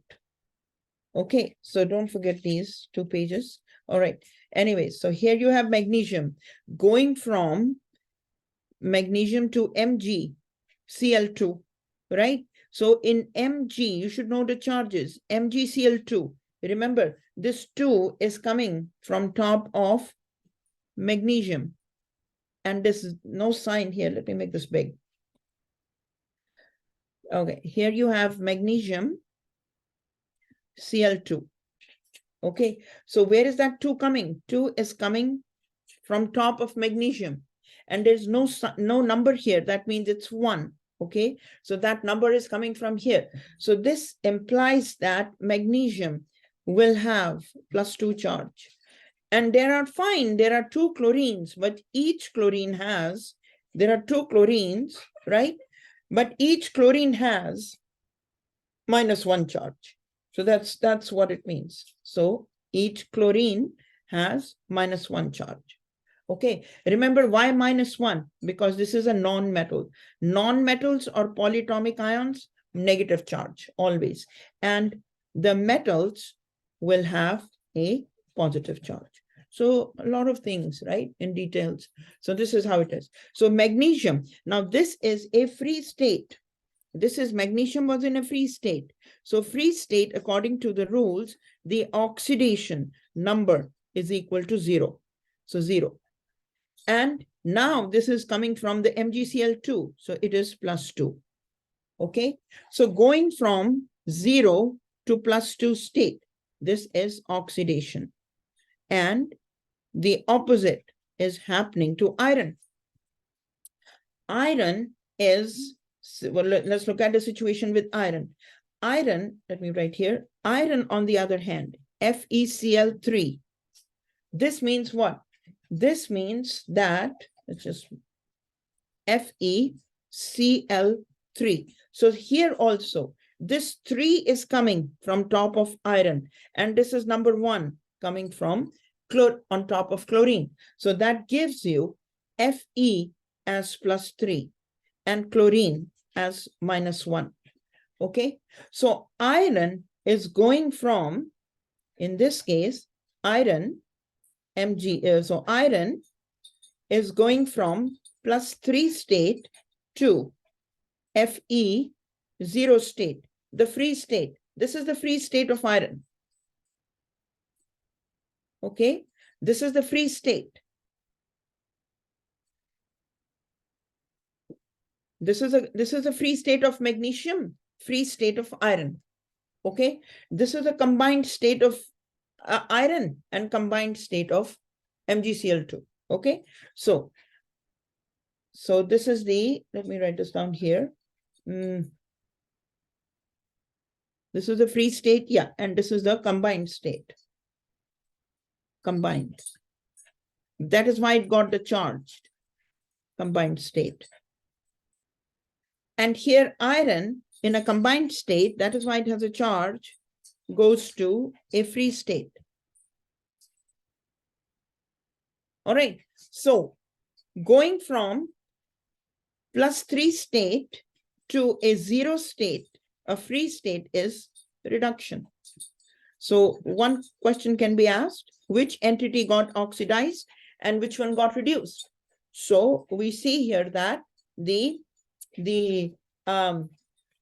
iron got reduced. So iron got reduced, iron reduced,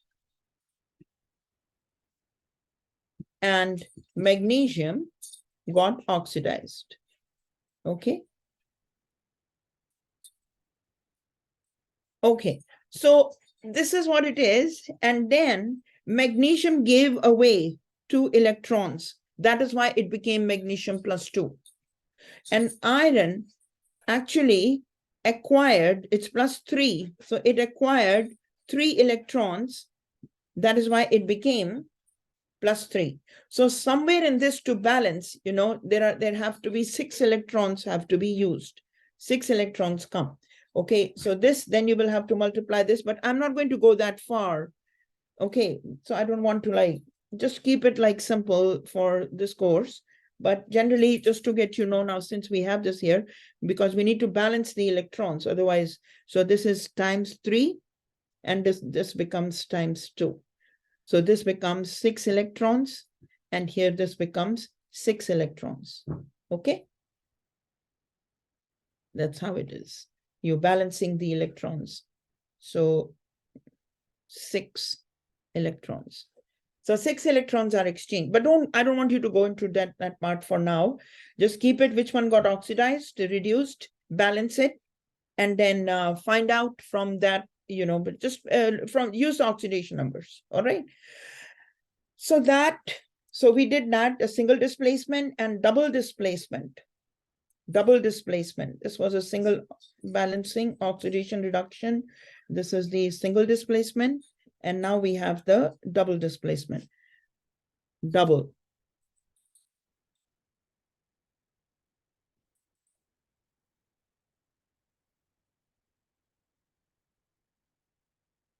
Now here you are going to look at the double displacement.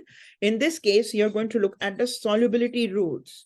Okay, solubility rules. Solubility rules. Now, there are labs on those. We were going to cover all those things in chapter 9 also. But just so you know, you guys know all this. So remember, the big main thing is the Castro bar. This is your solubility rules. The table is on page 7. And here is the Castro bar. So all the group 2A are troublemakers.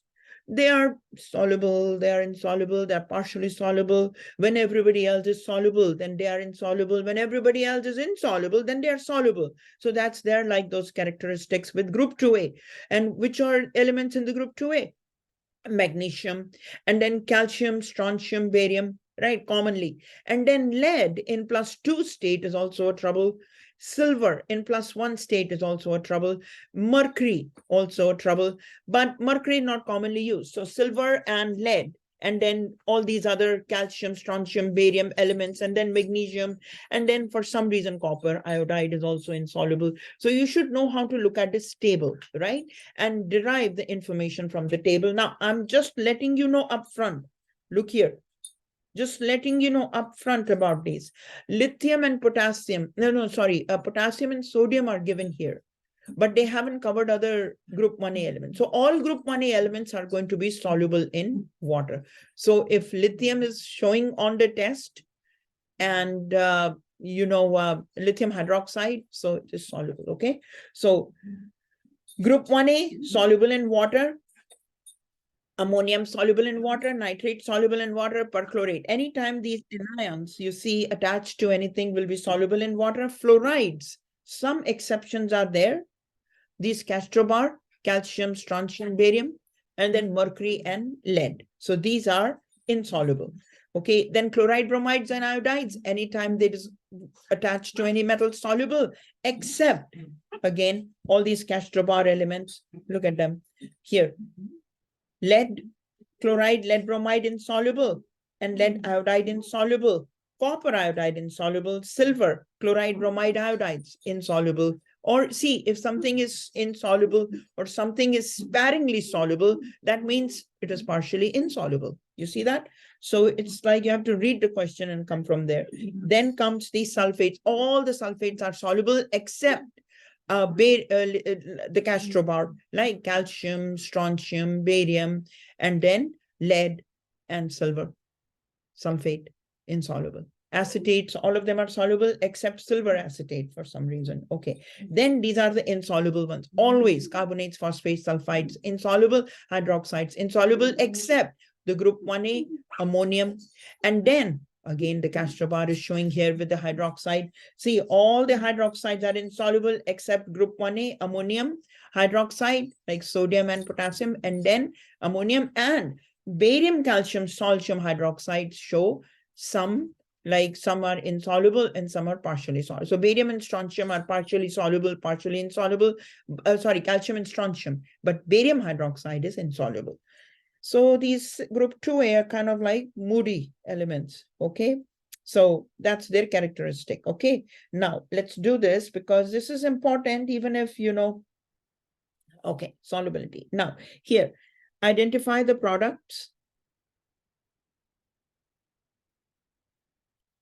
balance the equation, solubility, and then, you know, there is ionic and net ionic equation. For this test, we will leave it, okay? But we will go back and we will do net ionic and ionic equations when we are net ionic and ionic equation. We are going to do when you are going to study the chapter on solution. So we will revisit this. I know this is a lot, okay? But let's just look at one example here. So I'm giving you ammonium, and here we are going to also, besides that, again, more practice on balancing. So yeah, balancing. So let's look at this. Ammonium, phosphate, PO4, okay, plus one second, give me 1 minute. Ammonium phosphate plus calcium nitrate. So I'm just doing some difficult ones here, okay? Now, here what's happening? Outer, you should be able to recognize the polyatomic ions and the elements, right? So outer and outer are going to combine, and the inner and inner are going to combine. All right. So what is formed here then? And you're going to look at the charges also. So you have ammonium, NH4, now reacting with nitrate. Okay. Ammonium always has +1 charge. Nitrate has -1 charge. So crisscross, for 1, we don't write. We do not write 1. So basically, +1 and -1 cancel out. So your product now is NH4NO3. Write that down, NH4NO3. Okay. So what is the next one? The next one is calcium, Ca. Oh, sweetie, wait a minute. Calcium is in group 2A. So it will have +2 charge. So group 2A. Therefore, +2 charge on calcium, just in case you don't know. But the other thing is that 2, you see nitrate, that 2 is coming from top of calcium. And calcium is, and then it is going to combine with phosphate. And phosphate has, this is something known or standard, -3 charge. Okay, it's a polyatomic ion. So this is a polyatomic ion.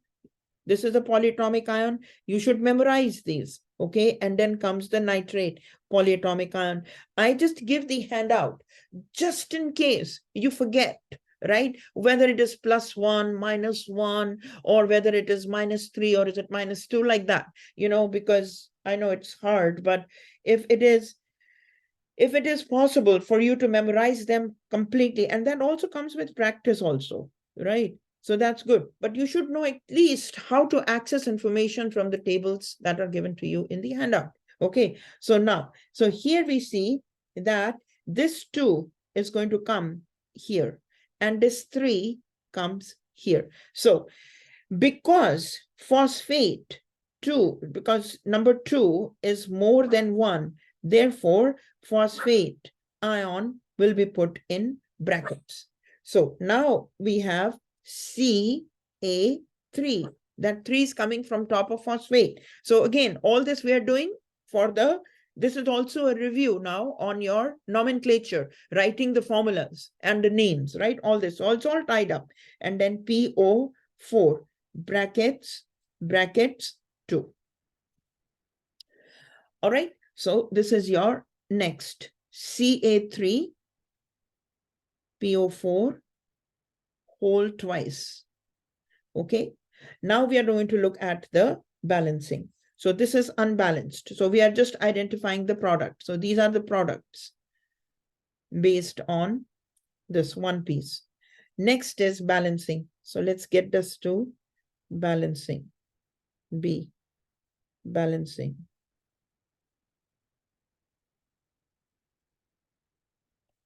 All right.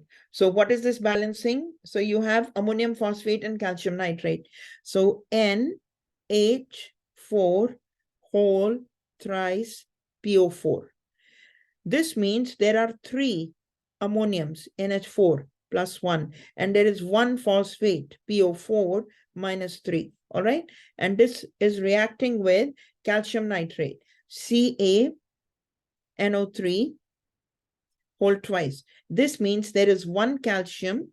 And you know, when you're balancing, it is okay not to put the charge, but you know, I'm still going to put it here. And there are 2 nitrates, NO3 minus 1. All right. And this is giving you Ca3 PO4 whole twice plus NH4 NO3. Okay. Now this means there are 3 calciums plus 2 charge, and there is 2 phosphates minus 3 charge. Okay, cross. And then you have 1 NH4 plus 1 charge, and you have 1 nitrate, NO3 minus 1 charge. All right, now look at this here. There are 3 ammoniums, and there is only 1 ammonium there. There are 2 nitrates. And if you put, that's the thing, if you put 3 here, then this is going to make 3 nitrates, right? But then there are 2 nitrates on the other side. So there's not going to match. So we need to look for a common multiple. And that is, if you put 3 here, because calcium is 3 anyways, so you need to put 3 here. This 3 is going to apply to calcium, and it applies to all of the nitrate. And there are 2 nitrates, right? So the 2 nitrates become 6 nitrates. So we will have to make the other one 6. Okay, so this becomes 3 calciums plus 2 charge, and this is the 6 nitrates minus 1 charge. So you put 6 here, and that is going to make it 6 nitrates and 6 ammoniums. So now you have 6 NH4 plus 1 charge, and you have 6 nitrates, NO3 minus 1 charge. Okay, so that's the nitrates. Now there are 6 ammoniums. So you put 2 here. This 2 applies to ammonium. This 2 applies to phosphate. So you put here 2 times 3 and 2 times 1 phosphate. So this becomes 6. 2 3s are 6 ammoniums, NH4 plus 1 charge, and 2 phosphate, PO4 minus 3 charge. All right. So let's see if all this is balanced now. So there are 3 calciums. There are 3 calciums, and there are 3 calciums. There are 2 phosphates, 6 ammoniums, 6 nitrates, and 6 nitrates. All this is balanced. All right, clear? Now, so it all will come through some practice, okay? So make sure that you guys spend it. And now you're going to look at the solubility. So here we are this is the unbalanced.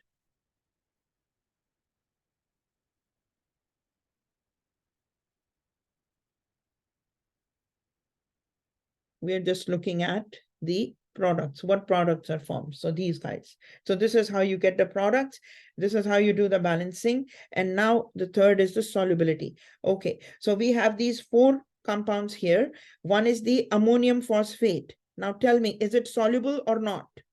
Ammonium phosphate. Then you have calcium nitrate, soluble or not? Looking at the, this is Ca3PO4 whole twice, and this is NH4NO3. Okay, so look at the table. So here, which one, what do we look at?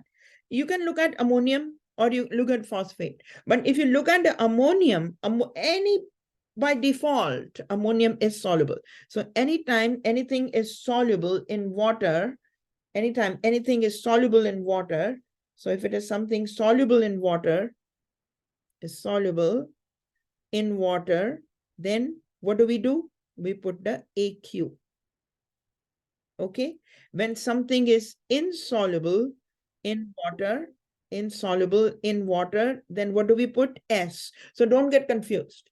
So ammonium is always soluble in water. Anytime ammonium attaches to anything, it is going to make it soluble. Phosphates are insoluble, but ammonium is an exception. Calcium nitrate. Now here, what do we see? Calcium or nitrate? It's always a good idea to look at calcium. No, sorry, nitrate, because there are less anions or polyatomic ions or nonmetals. So it's easy to it's quicker, it's easier rather than looking at the metals. Okay, so calcium nitrate. All nitrates are soluble in water, right? And that you can get from the table. Nitrate, soluble in water. Now comes calcium phosphate. So calcium phosphate falls in the category where there are insoluble ones. Okay, so phosphate, look at phosphate. This is insoluble, so this is solid. And solid will never ionize. So this is also called the precipitate. Precipitate. Okay, ammonium nitrate. Again, ammonium nitrate. Ammonium, anytime ammonium attaches to something soluble, nitrate attaches to something soluble. So this guy here is going to be soluble in water. Okay, so that's the deal with the solubility. This finishes all of this chapter 1. Now chapter 2, chapter 6, sorry, chapter 7 is done. Chapter 6 is about, a few things here is the nomenclature. So do you guys want to take a little break or what? Okay, so now we are looking at chapter 6. Now, chapter 6 is main thing here are the naming, like all the nomenclature. Nomenclature means writing the formula also. Nomenclature. So you have to go back and review the lectures also, right? And your notes also. So this review is just covering, a broad overview. Nomenclature, then we're going to look at the shapes. We're going to look at the polarity. And we're going to look at the nomenclature, shapes, polarity, and what else? Lewis structures. And the intermolecular forces. Now, when you're going to do the solutions and the solubility, we will revisit these intermolecular forces also. Okay, so it's like everything is connected in these chapters. Okay, so let's just first look at writing the formula. That is most important thing, is writing the formulas. For some reason, you guys are okay with writing the names, but writing the formulas is the most important thing. Okay, so let us say you are given, let's do some little practice here. Let's say I give you tin to nitride, Nitride, tin to nitride. Okay, what does this mean? Now here you see tin 2. This 2, the Roman numeral itself means that it is in the +2 state. Okay, the Roman numeral itself implies that this is a +2 state. Tin is a metal. You should know that the tin is SN. Okay, SN. Nitride, IDE, means the non-metal alone, not with oxygen or anything else. So non-metal alone, IDE. Okay, IDE. Non-metal is alone by itself. Niter stands for nitrogen. So this is how you break up, right? The rest is just write the formula. So SN plus 2.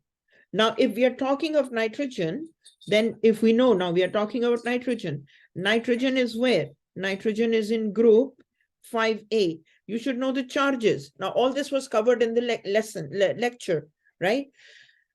Lecture. And in case you're stuck and you don't know where in your lecture notes, blah, blah. So what can you do? You can look at the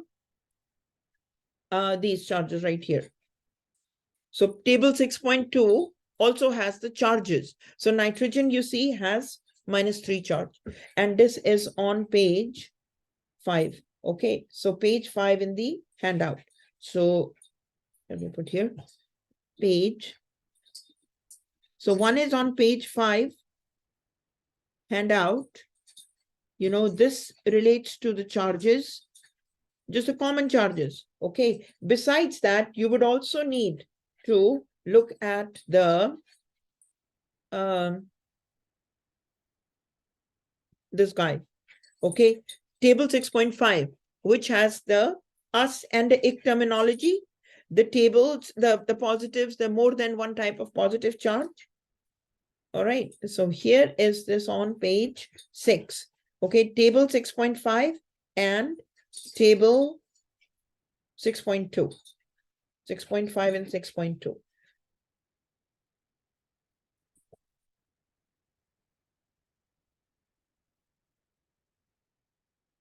The 6.2 is here and 6.5. Okay, and so one was on page 5, the other was on page 7. So these are also the charges, you know. So these are all important. These are important. You know, anytime I'm writing something in red, it's like very important. Okay. So anyway, so now nitrogen is in group 5A. So, you know, you've seen that it has -3 charge. Okay. Otherwise, you can also remember it is the negative. So 5 minus 8. The group number -8 is the is a charge. So that also. All right. So here is the now what do we put here? So nitrogen then has -3 charge. Okay, crisscross. This number comes here and this number comes here. So this becomes what? This becomes SN3N2. All right. The other name is lower state, lower charges, because tin can also exist, as you have seen here. The tin can also exist as +2 and +4. So the tin can be +2, tin can be +4. If it is +2, that means stannous. If it is +4, that means stannic. Us and ik terminology. Us and ik terminology. Us is a lesser number of positive charges, and ik is the higher number of positive charges. Roxanne, the test is on Friday. Obviously, I'm doing a review, right? Okay, hold on. All right, so here is this becomes the other name of this is, it is a +2 state, stannous nitride. So this is the second name. Okay, so that's one piece. All right, let's look at another example. And I'm going to just do the complex ones. The easy ones you guys do yourself. Okay, next is let's do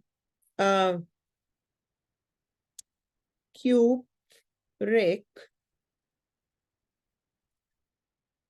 phosphate.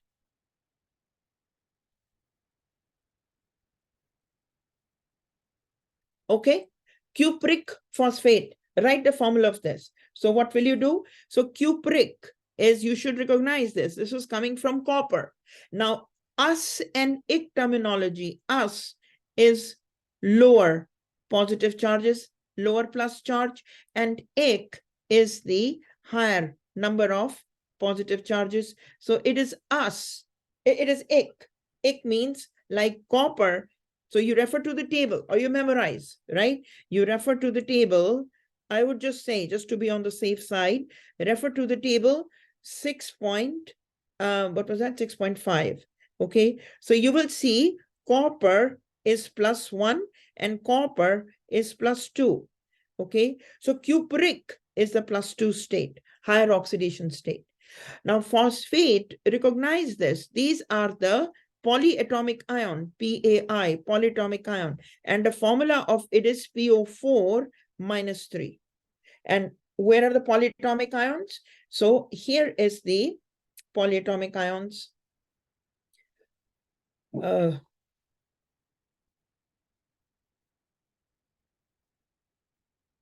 Here, okay, table 6.7, and that is on page 7.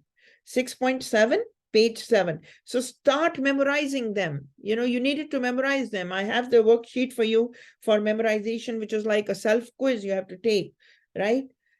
Now, I recall whenever I used to do these quizzes, like on the memorization in the class, majority of the students failed. So that's why now you guys have a self-check quiz, whether you remember these polyatomic ions or not. And the rest is, if you kind of forget something, you know, you can look in these tables.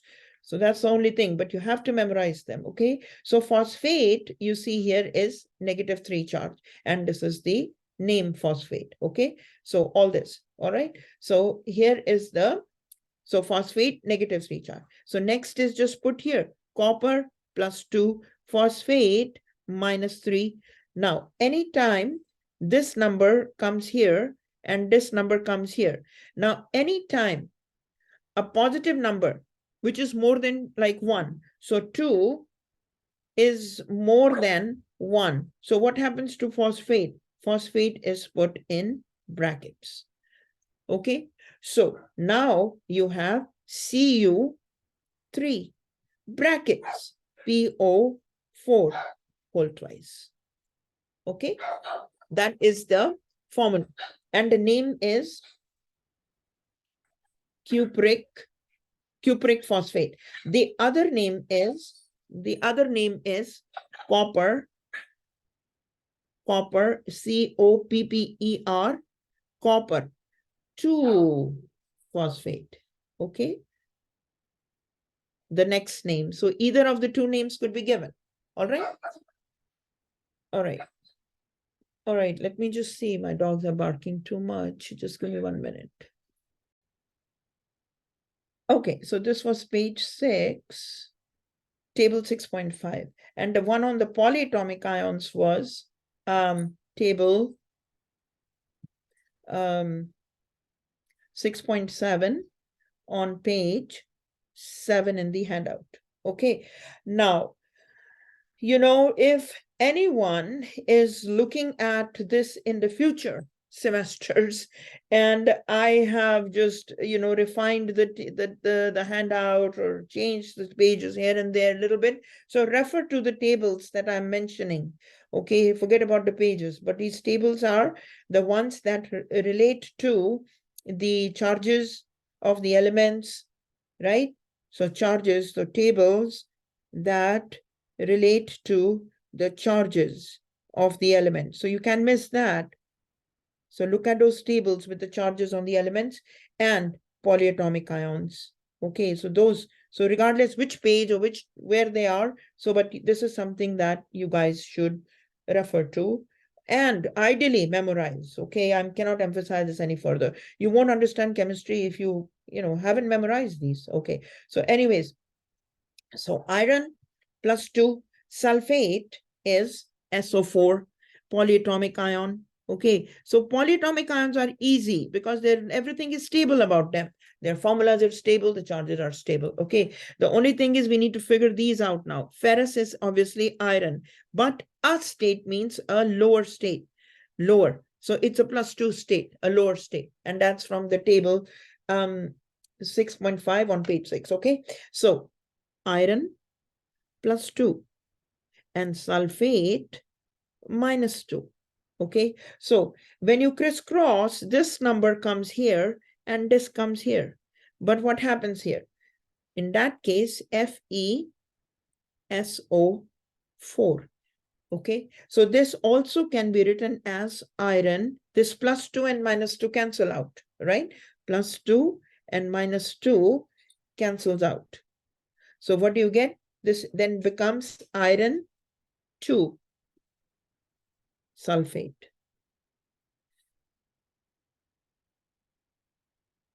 All right, like that. Okay, now if this is not the case, but it is this, ferric, FeRRIC, sulfate. Okay, if it is that, then what will you do? In that case, you are going to look ferric. Ferric is still iron, but ic is a higher oxidation state. It is +3. So look at the table of iron, right? Where's iron? Here.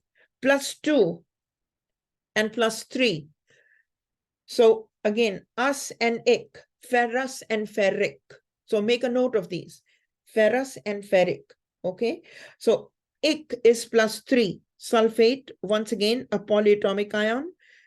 Standard formula, standard charge, nothing changes. Okay. Iron is Fe. So next is Fe +3 and SO4 -2. And what do you have here? This number comes here and this number comes here. Okay. Then what do you get? You have Fe 2 brackets SO4 brackets whole 3. All right. So this also can be written as iron 3 sulfate. Iron 3 sulfate. All right. So kind of like, we have covered much of this, naming in the lectures, and we did the worksheet also. So like difficult ones I have done. Like I already said, like the main concepts we have covered. All right. Next is we are going to look at the, so I'm going to just say review the lecture. Many examples were covered. Lecture and worksheet. So look at the examples there, review it one more time so you understand. Worksheet on nomenclature. So plenty, like 3 hours of, worth of work was done on these. Okay, now we are going to look at the second piece here is drawing the Lewis structures. Let's do that first. And then in these Lewis structures, we are going to look at the polarity and the shapes also. And here, you guys know the tables that you're going to use. Okay, so Lewis structures. So there are rules regarding the Lewis structures, which were, given. So refer to, and I think I asked you to write the rules. So refer to the rules or, the steps that are needed to draw the Lewis structures. Don't just try, fill in the octet, fill in the octet, fill in the octet. Don't do that, okay? Because the many elements do not cover the octet, right? So I'm going to cover the one here that shows resonance, okay? So let's do, so refer to the steps in lecture notes. And if you do not, it's okay to, put them in the handout so that you don't miss them. So let us look at one. I'm going to cover one, which is the example of resonance.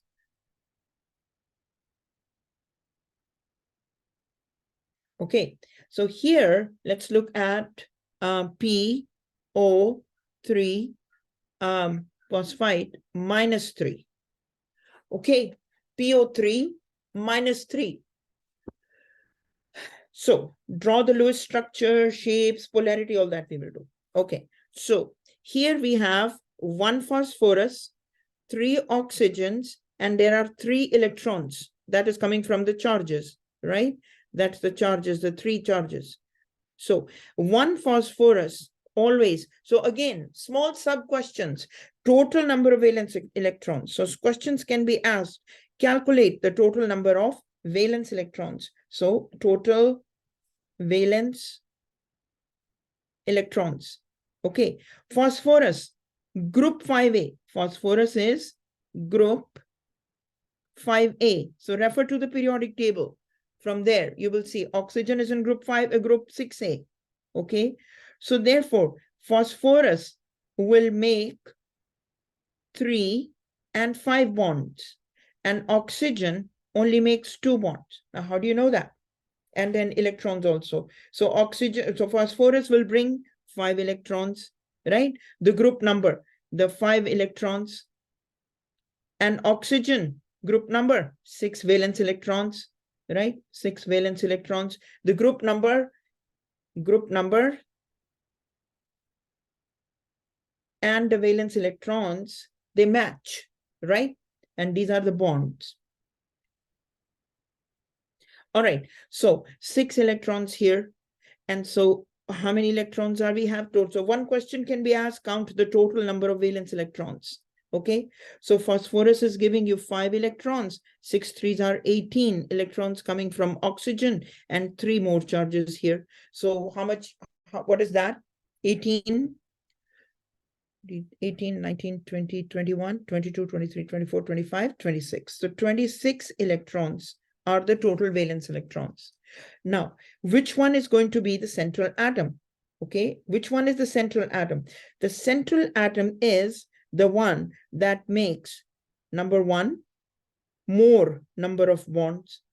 So it's going to be phosphorus, because phosphorus is making more bonds than oxygen. Now, how do you remember that, or how do you know that? So this is the table that you can refer to, and you can refer to the because we already covered that in the lecture also. So on page 5, I have these covalent bonds on nonmetals. Okay, so you see here phosphorus, the one on the top, 3 bonds phosphorus makes when phosphorus is bonded to a less electronegative atom. But when phosphorus is bonded to a more electronegative atom like oxygen, then it can make 5 bonds. All right, it can make 5 bonds and it cannot make 5 bonds. So it can make 3 bonds if it is with hydrogen, but with oxygen, its capability to make more bonds is expanded. Same story with sulfur. When sulfur combines with hydrogen, yeah, it will only make 2 bonds. But when sulfur combines with oxygen, then it can make 4 bonds. It can also make 6 bonds. And that's where the resonance also comes into play. That's in the case of polyatomic ions. So all polyatomic ions to some extent will be in the resonating forms, resonate structures, okay? Chlorine, when it's combined with hydrogen, a less electronegative atom, only 1 bond. But when chlorine combines with oxygen, then it can make 3 bonds, it can make 5 bonds. Same story with bromine. 1 bond with less electronegative atom, but more electronegative atom, it makes 3 and 5 bonds, okay? Now, interestingly, if you look at xenon, doesn't make any bonds, but when xenon combines with fluorine, a more electronegative atom, or oxygen, a more electronegative atom, then xenon can make 2, 4, and 6 bonds, okay? And so all this relates to the presence of d orbitals, which is in the chapter 4. Okay, let's quickly do this now. I know we guys are running out of time also, but let's do this. Phosphorus is more bonds. So therefore, phosphorus goes in the center. All right, so let's put phosphorus in the center. Phosphorus goes in the center, and just, symmetrically place the oxygens around it. 3 oxygens in a symmetry, right? And we will rearrange later. Connect them with a single bond, okay? Connect them with a single bond. When you're connecting with the single bond, that means you're using 1, 2, 3, 4, 5, 6 electrons. So 26 minus 6 electrons leaves you with 20 electrons. So where is that 20 electrons going to go? Because oxygen, if it is hydrogen, you don't place it outside. So for hydrogen, you never place it outside because hydrogen doesn't follow the octet. Oxygen follows the octet, so the remaining electrons go here. 1, 2, 3, 4, 5, 6, 7, 8, 9, 10, 11, 12, 13, 14, 15, 16, 17, 18. But we need to place 20. So all the outside you maxed out. All the outside atoms have 8 electrons. 2 are sharing and the rest are like in lone pair. Okay, so the remaining electrons go on phosphorus. And again, this is going to first do this rearrangement. So it's so the phosphorus, so the lone pairs go on the top. And in that case, rearrangement, so lone pairs on phosphorus go on top. Because it's according to the Vasper theory, valence, shell, electron, pair, repulsion theory. That is the lone pairs do not like the bonded oxygen. So what is happening here? So we see now lone pairs on the top, and now this is better. This is better. More like, realistic. Okay, now I'm not changing the colors, but we are going to do something else. It is still not, it is fine. You have placed all the 26 electrons, and now, but you need to now check. Okay, so now next step is to check. Next step is check. So what are you going to check? You're going to check for number 1, need to make the bonds. Is it satisfied? Need to make bonds. Is it satisfied of each atom or not? And the second thing you're going to check is the octet. Is the octet met or not? But remember, whenever these elements are, remember phosphorus can defy the octet, okay? Phosphorus can defy. It can follow the octet, but it can defy the octet also. Okay, phosphorus can make 3 and it can make 5 bonds also. So these are the characteristics of phosphorus. Same is the case. How do you know? You refer to the did I write this here? Yeah, refer to the table on where did I put it?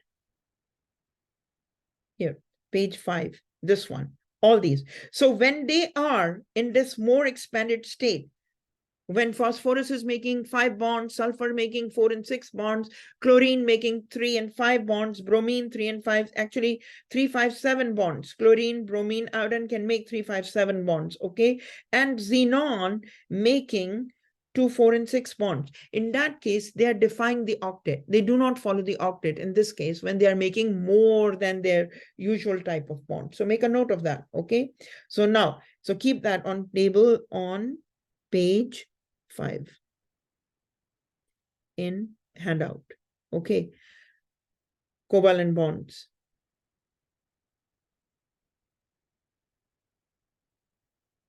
All right, now, so we are going to check here.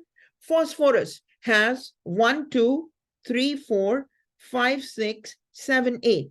Octet is met. So phosphorus octet met.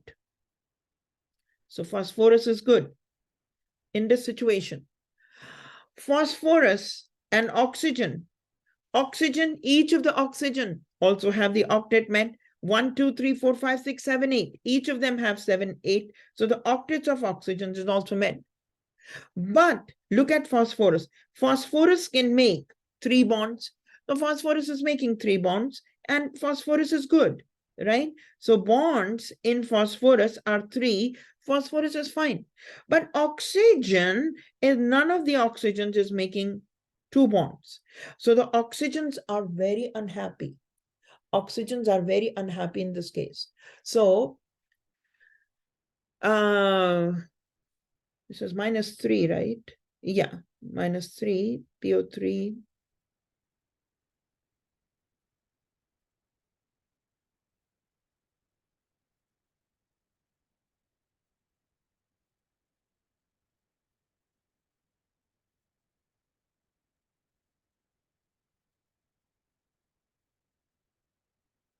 Okay.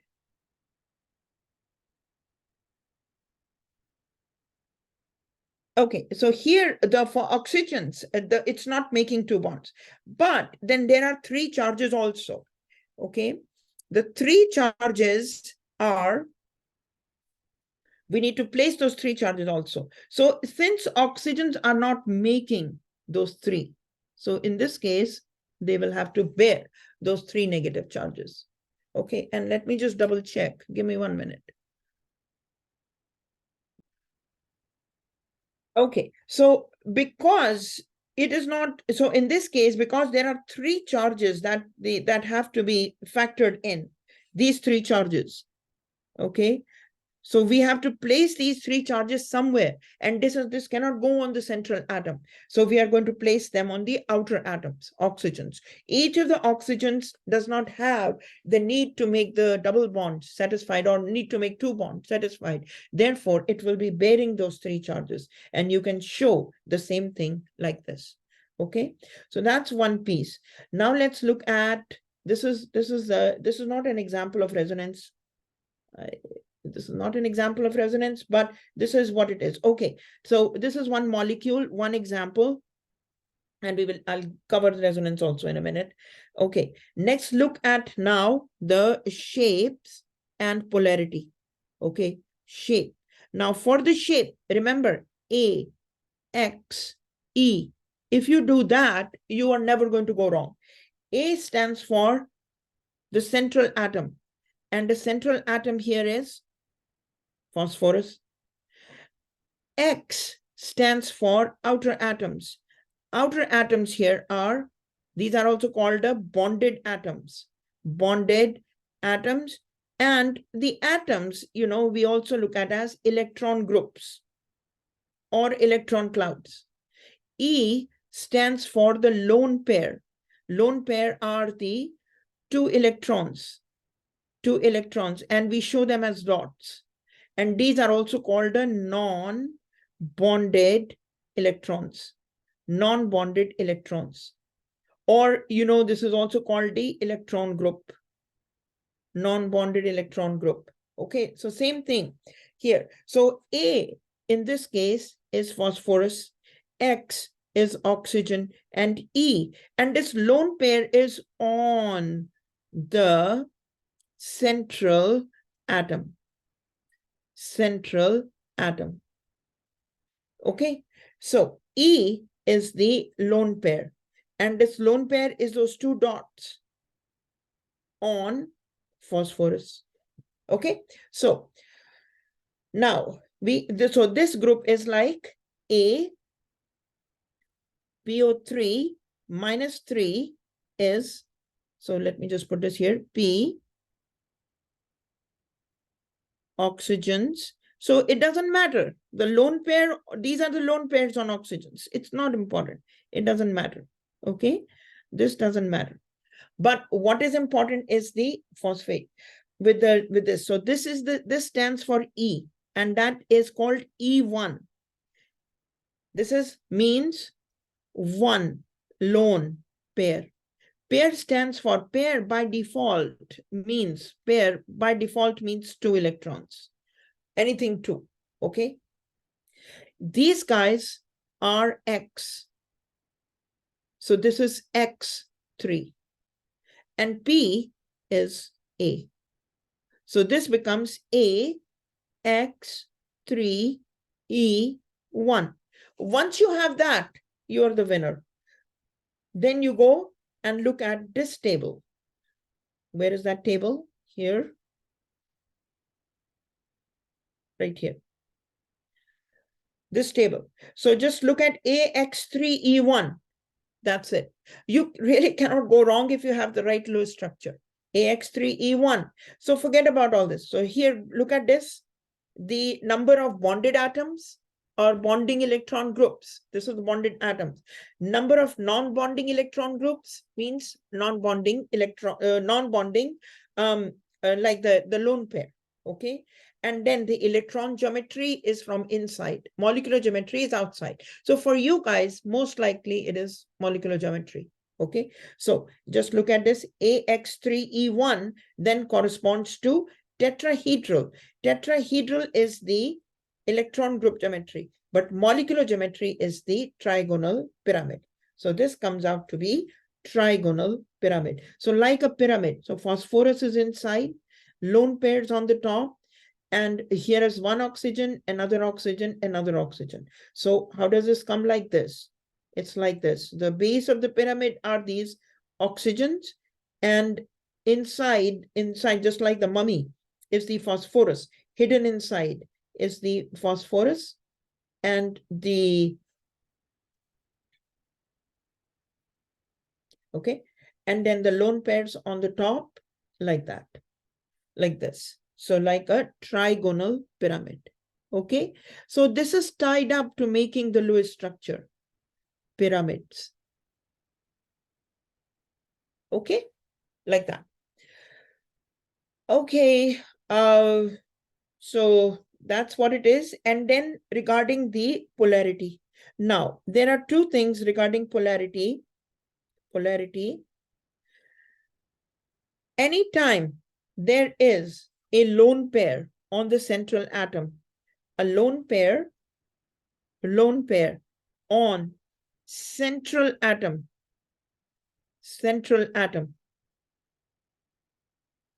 polar. The overall molecule is polar. Anytime there is a charge in the molecule,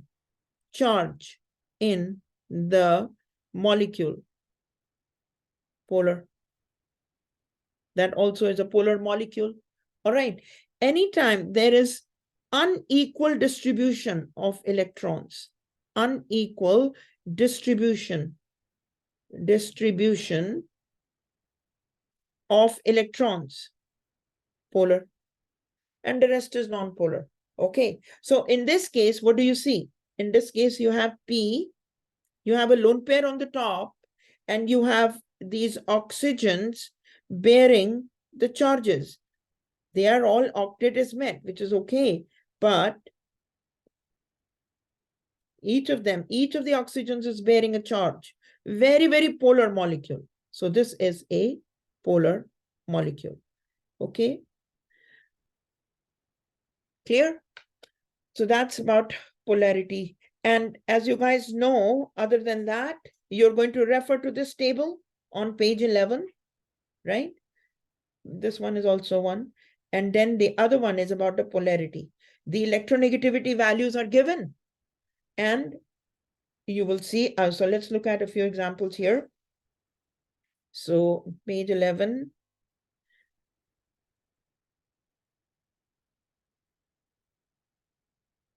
So this is the type. If you use this type, you will never go long, you know. So page 11.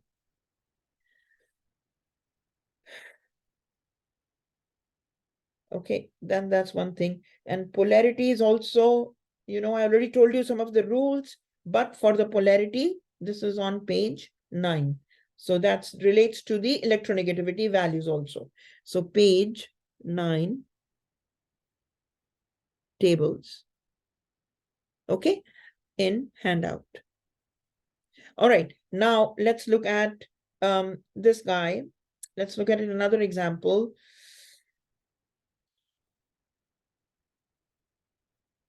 So this was 1.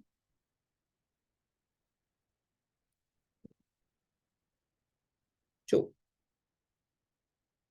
Okay, so let's look at the, I don't know if I did it.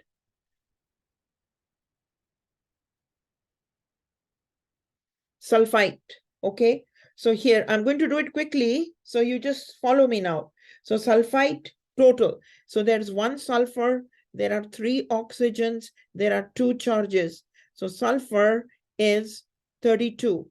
No, sorry, sulfur is 16 electrons, 6 electrons. 6 electrons, group 6A. Oxygen, 6 electrons, group 6A. So this is the charge. These are the charges. So what do you get here? Total valence electrons are 6 plus 18 plus 2. Okay, so this becomes 6 plus 26 electrons. Okay, so sulfur can make 2, 4, and 6 bonds. Oxygen only makes 2 bonds. So therefore, sulfur is in the center. So sulfur goes in the center. Okay, so you put sulfur in the middle and you put 3 oxygens on 3 sides, and then we are going to rearrange.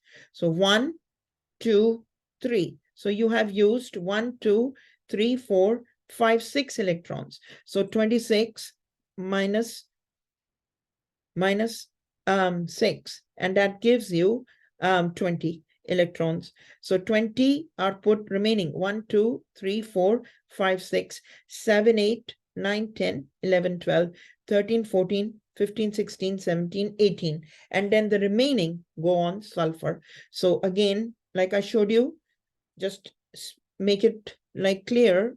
The lone pairs go on the top, and you have these guys, oxygens here. Okay, and 1, 2, 3, 4, 5, 6, just rearranged. After this, when you're checking, you check. Okay, you check for number 1 octet, but not always. Sulfur can defy the octet. And you also check for the bonds, the need to make the bonds. So what do we see? Sulfur has the octet 1, 2, 3, 4, 5, 6, 7, 8. So octet of sulfur and oxygen is met, which is a good thing. Bonds of sulfur and oxygen is not met. So bonds is not met. So what do we do? Rearrangement. Oxygen wants to make 2 bonds. Oxygen is not making 2 bonds. Sulfur can make 2, 4, and 6 bonds, but sulfur is making 3 bonds. So it's unrealistic. So we are going to do the rearrangement. Now, what does that mean? Oxygen is going to lend its lone pairs, and it comes here. All right. But it's only going to be, in that case, now sulfur, lone pairs, making a double bond. This one gets spaced out. This one, because remember, there are 2 charges. So the ones that are not making the double bonds will have to bear the charge. So 1 negative charge here, another negative charge here. So the charges get accounted for. 1 oxygen is making double bond. So, and the octet of oxygen is met, but once that comes, the octet of sulfur gets defied. So sulfur is 1, 2, 3, 4, 5, 6, 7, 8, 9, 10 electrons, is able to hold 10 electrons. Sulfur can hold 10 electrons because sulfur has d orbitals in its, energy levels. So therefore it expands. So sulfur expands, its capability. So it can make, sulfur is making, in this case, 1, 2, 3, 4 bonds. So sulfur 4 bonds, can happen for sulfur. And one of the oxygen is making double bond, and the octet of all of them is satisfied. Now, sulfur in this case is only capable of making, sulfur can make 2, 4, and 6 bonds, right? 2, 4, and 6 bonds. But we also have to account for these lone pairs, these charges. Therefore, only these because of that, the sulfur will only make 4 bonds, okay? So it's not like all the oxygens can do what 1 oxygen is doing. However, they're going to take turns. So what is taking turns mean? Now this oxygen gets to make the double bond. And now we have sulfur, double bond. This one is now holding, becoming a single bonder. And this one is still waiting for its turn. So this one will now hold the negative charge. Sorry, this one will hold a negative charge. This one holds a negative charge. This one holds a negative charge. And what's the deal with this one? This one is this. Will become a double bonded, and the lone pair still stays. Lone pair doesn't move. That one remains where it is. Okay. Next is, but sulfur is making 4 bonds. So a happy state for sulfur. Next, now again taking turns. This one, this bond moves. This thing will, and this one comes here. So now the next piece is we have sulfur, single bond, oxygens, this single bond oxygen, and now this one gets to big. So everyone is taking turns, and everyone has a chance to hold the negative charge. All right. And then afterwards, this whole process keeps repeating. And then they go back to the original. Which one was this?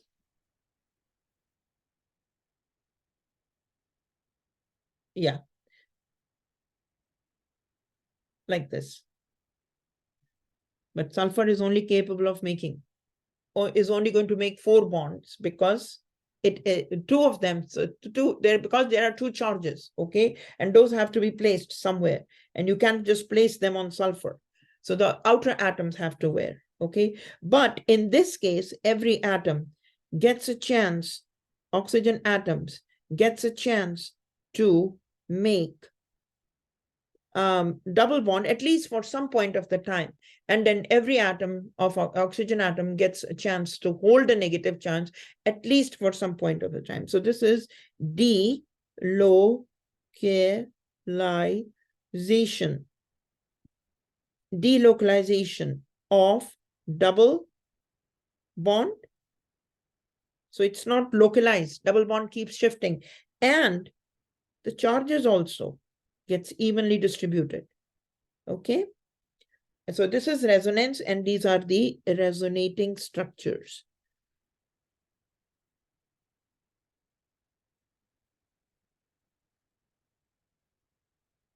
Okay.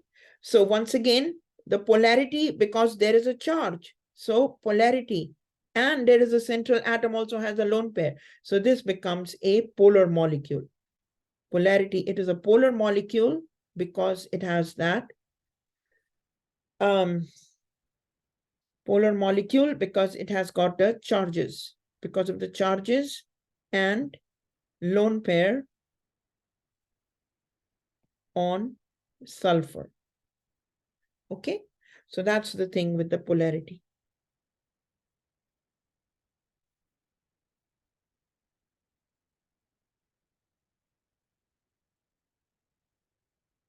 All right, that's one thing. And then the shape, once again, same story. So this is again sulfur. This is the same. It's actually the same as the other ones. The one example we did earlier, but just for the sake of, so this is AX3E1, and that comes out to be pyramidal. Trigonal pyramidal. Trigonal means 3. All right, guys. So this is, I've used, over the time, but that was a review. All right. Now the intermolecular forces, just want to cover that a little bit. So.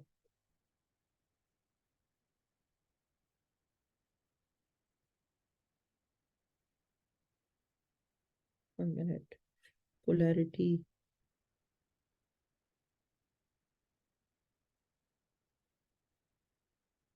Okay.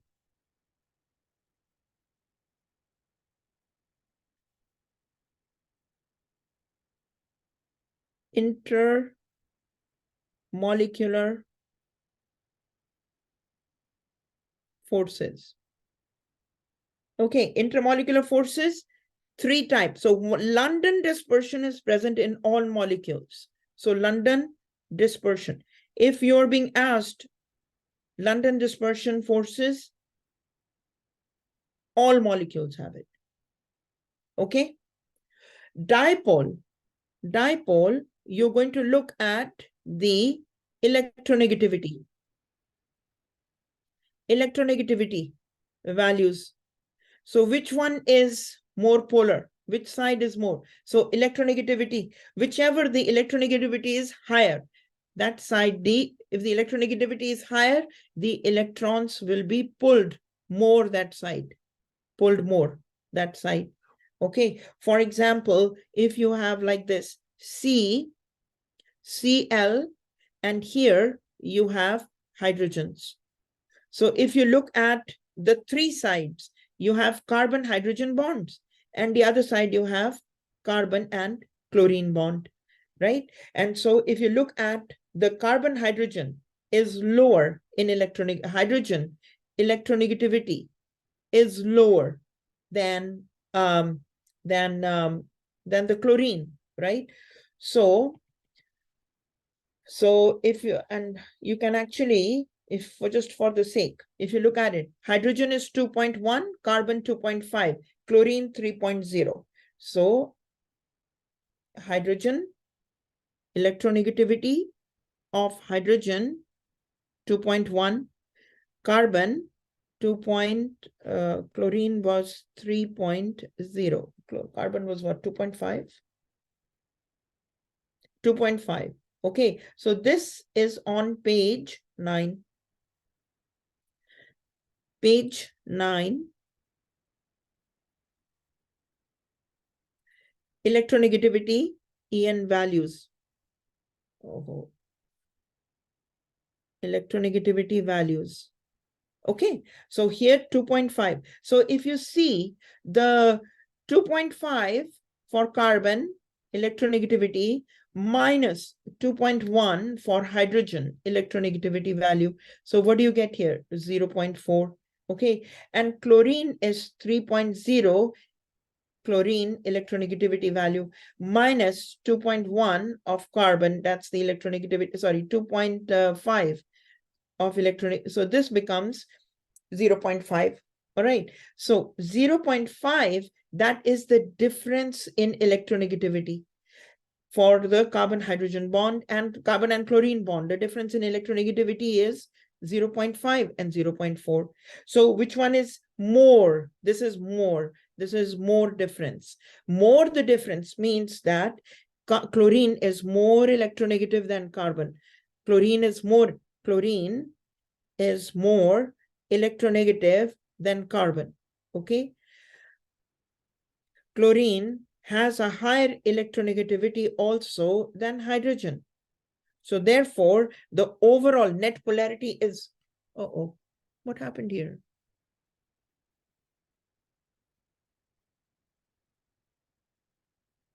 I'm sorry, what happened? Oh,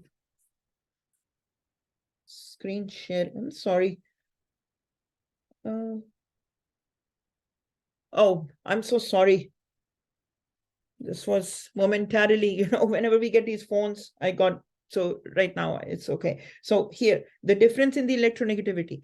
So chlorine is high, hydrogen is less. So delta positive. I want to see these delta signs. I want to see these signs. You're making these signs, okay, guys? So this is going to be a polar molecule because one side there is equal distribution of unequal distribution of electrons. One side is more polar than the other. On the other hand, if you have something like this, this is the dipole. If you have, that is a dipole, so this is going to be a polar molecule, okay?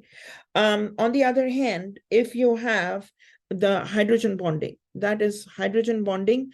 Okay, guys, hydrogen bonding is easy. Just don't get confused. Hydrogen bonding, anytime hydrogen is attached to oxygen, anytime hydrogen is attached to nitrogen, anytime hydrogen is attached to fluorine, it is going to occur. And it's always the hydrogen bonding between the two molecules. So it's always going to be the hydrogen of one and the oxygen, nitrogen, or fluorine of the other. But it's always between two molecules. So all you need to do is, like, for example, if you have like this molecule, CH3, OH, or if you have H, C, H, H, and N, H, and H. Okay, here you will see that because, and then let's say this one also, let's say you have this oxygen, C, H, H, and H. Okay, if you have this scenario, in this case, This will have hydrogen bonding. This will have hydrogen bonding. And this will not have hydrogen bonding. Okay? Clear? So these things you need to recognize. So because of this one, hydrogen bonding, high boiling points. Okay, this one will have a lower boiling point, even though the molecular weight of the bottom one is higher than the top one. But because of the hydrogen bonding, the higher one, the top one will have a higher boiling point. Okay, guys? So this finishes chapter 6, and the rest is chapter 4, which is the chapter 4 is electronic configuration and trends in the periodic table. You know, chapter 4 comparatively is easier, but important thing is the electronic configuration. Okay, electronic configuration. Don't forget that.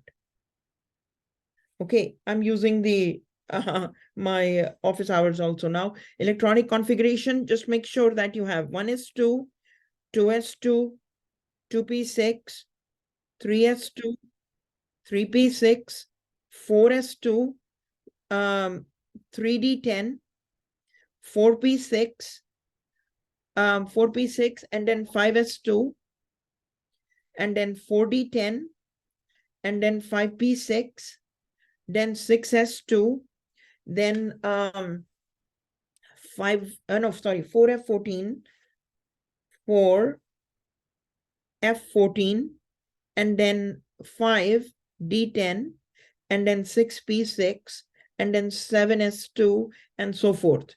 I won't give you like complicated molecules, but just make sure that you, whenever you're doing 3p6, 4s2, 3d10. So, you know, these things are important. So, for example, let us say you are given, let's say iron. Iron is 26. So 1s2, 2s2, 2p6, 3s2, 3p6, and 4s2, and 3d6. Okay, so in this case, this is the electronic configuration. All the other numbers add up. The only thing that you need to pay attention to is 4s2 should be written. Okay, and then, so this is the ground state. Ground state. Now, next is the noble gas. Noble gas, for the noble gas, you guys need to look at the inner core. So the inner core is, these are the 18 electrons. 18 electrons look like the nearest noble gas, which is the argon. Okay, so another way of writing is argon, 18 electrons. I like to write the number of electrons. You know, you may write, you may not write, it's fine. But put it like this, 4s2 and 3d6. Okay.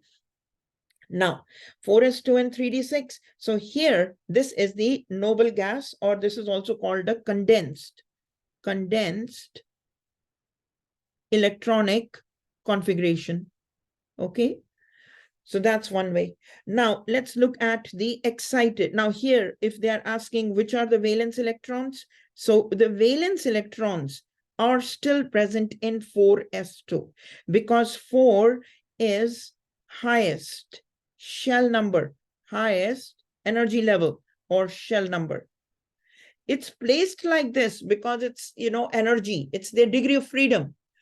D has more degree of freedom, more energy than S. So, you know, that's why. So 4s2. So therefore, the valence electrons are only 2 electrons. Okay. Now, remember that there is a half-filled, and there is a rule for fully filled. Hund's rule, fully filled.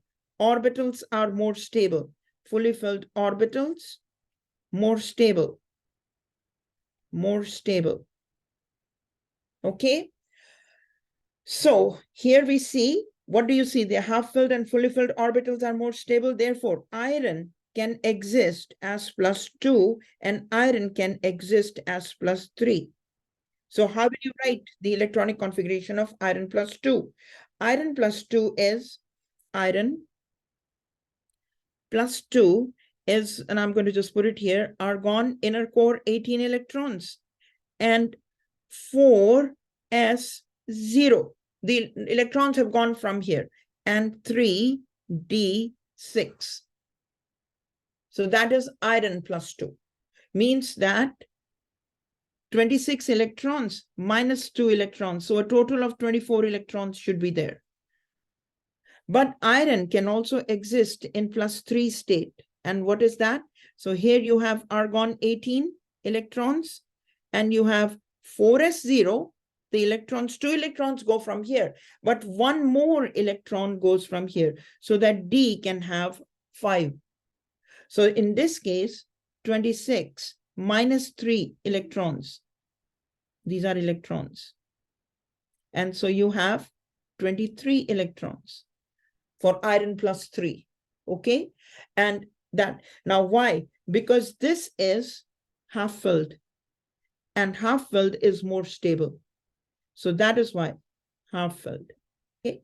Next is you may be asked to, you need to. So yeah, this was another thing.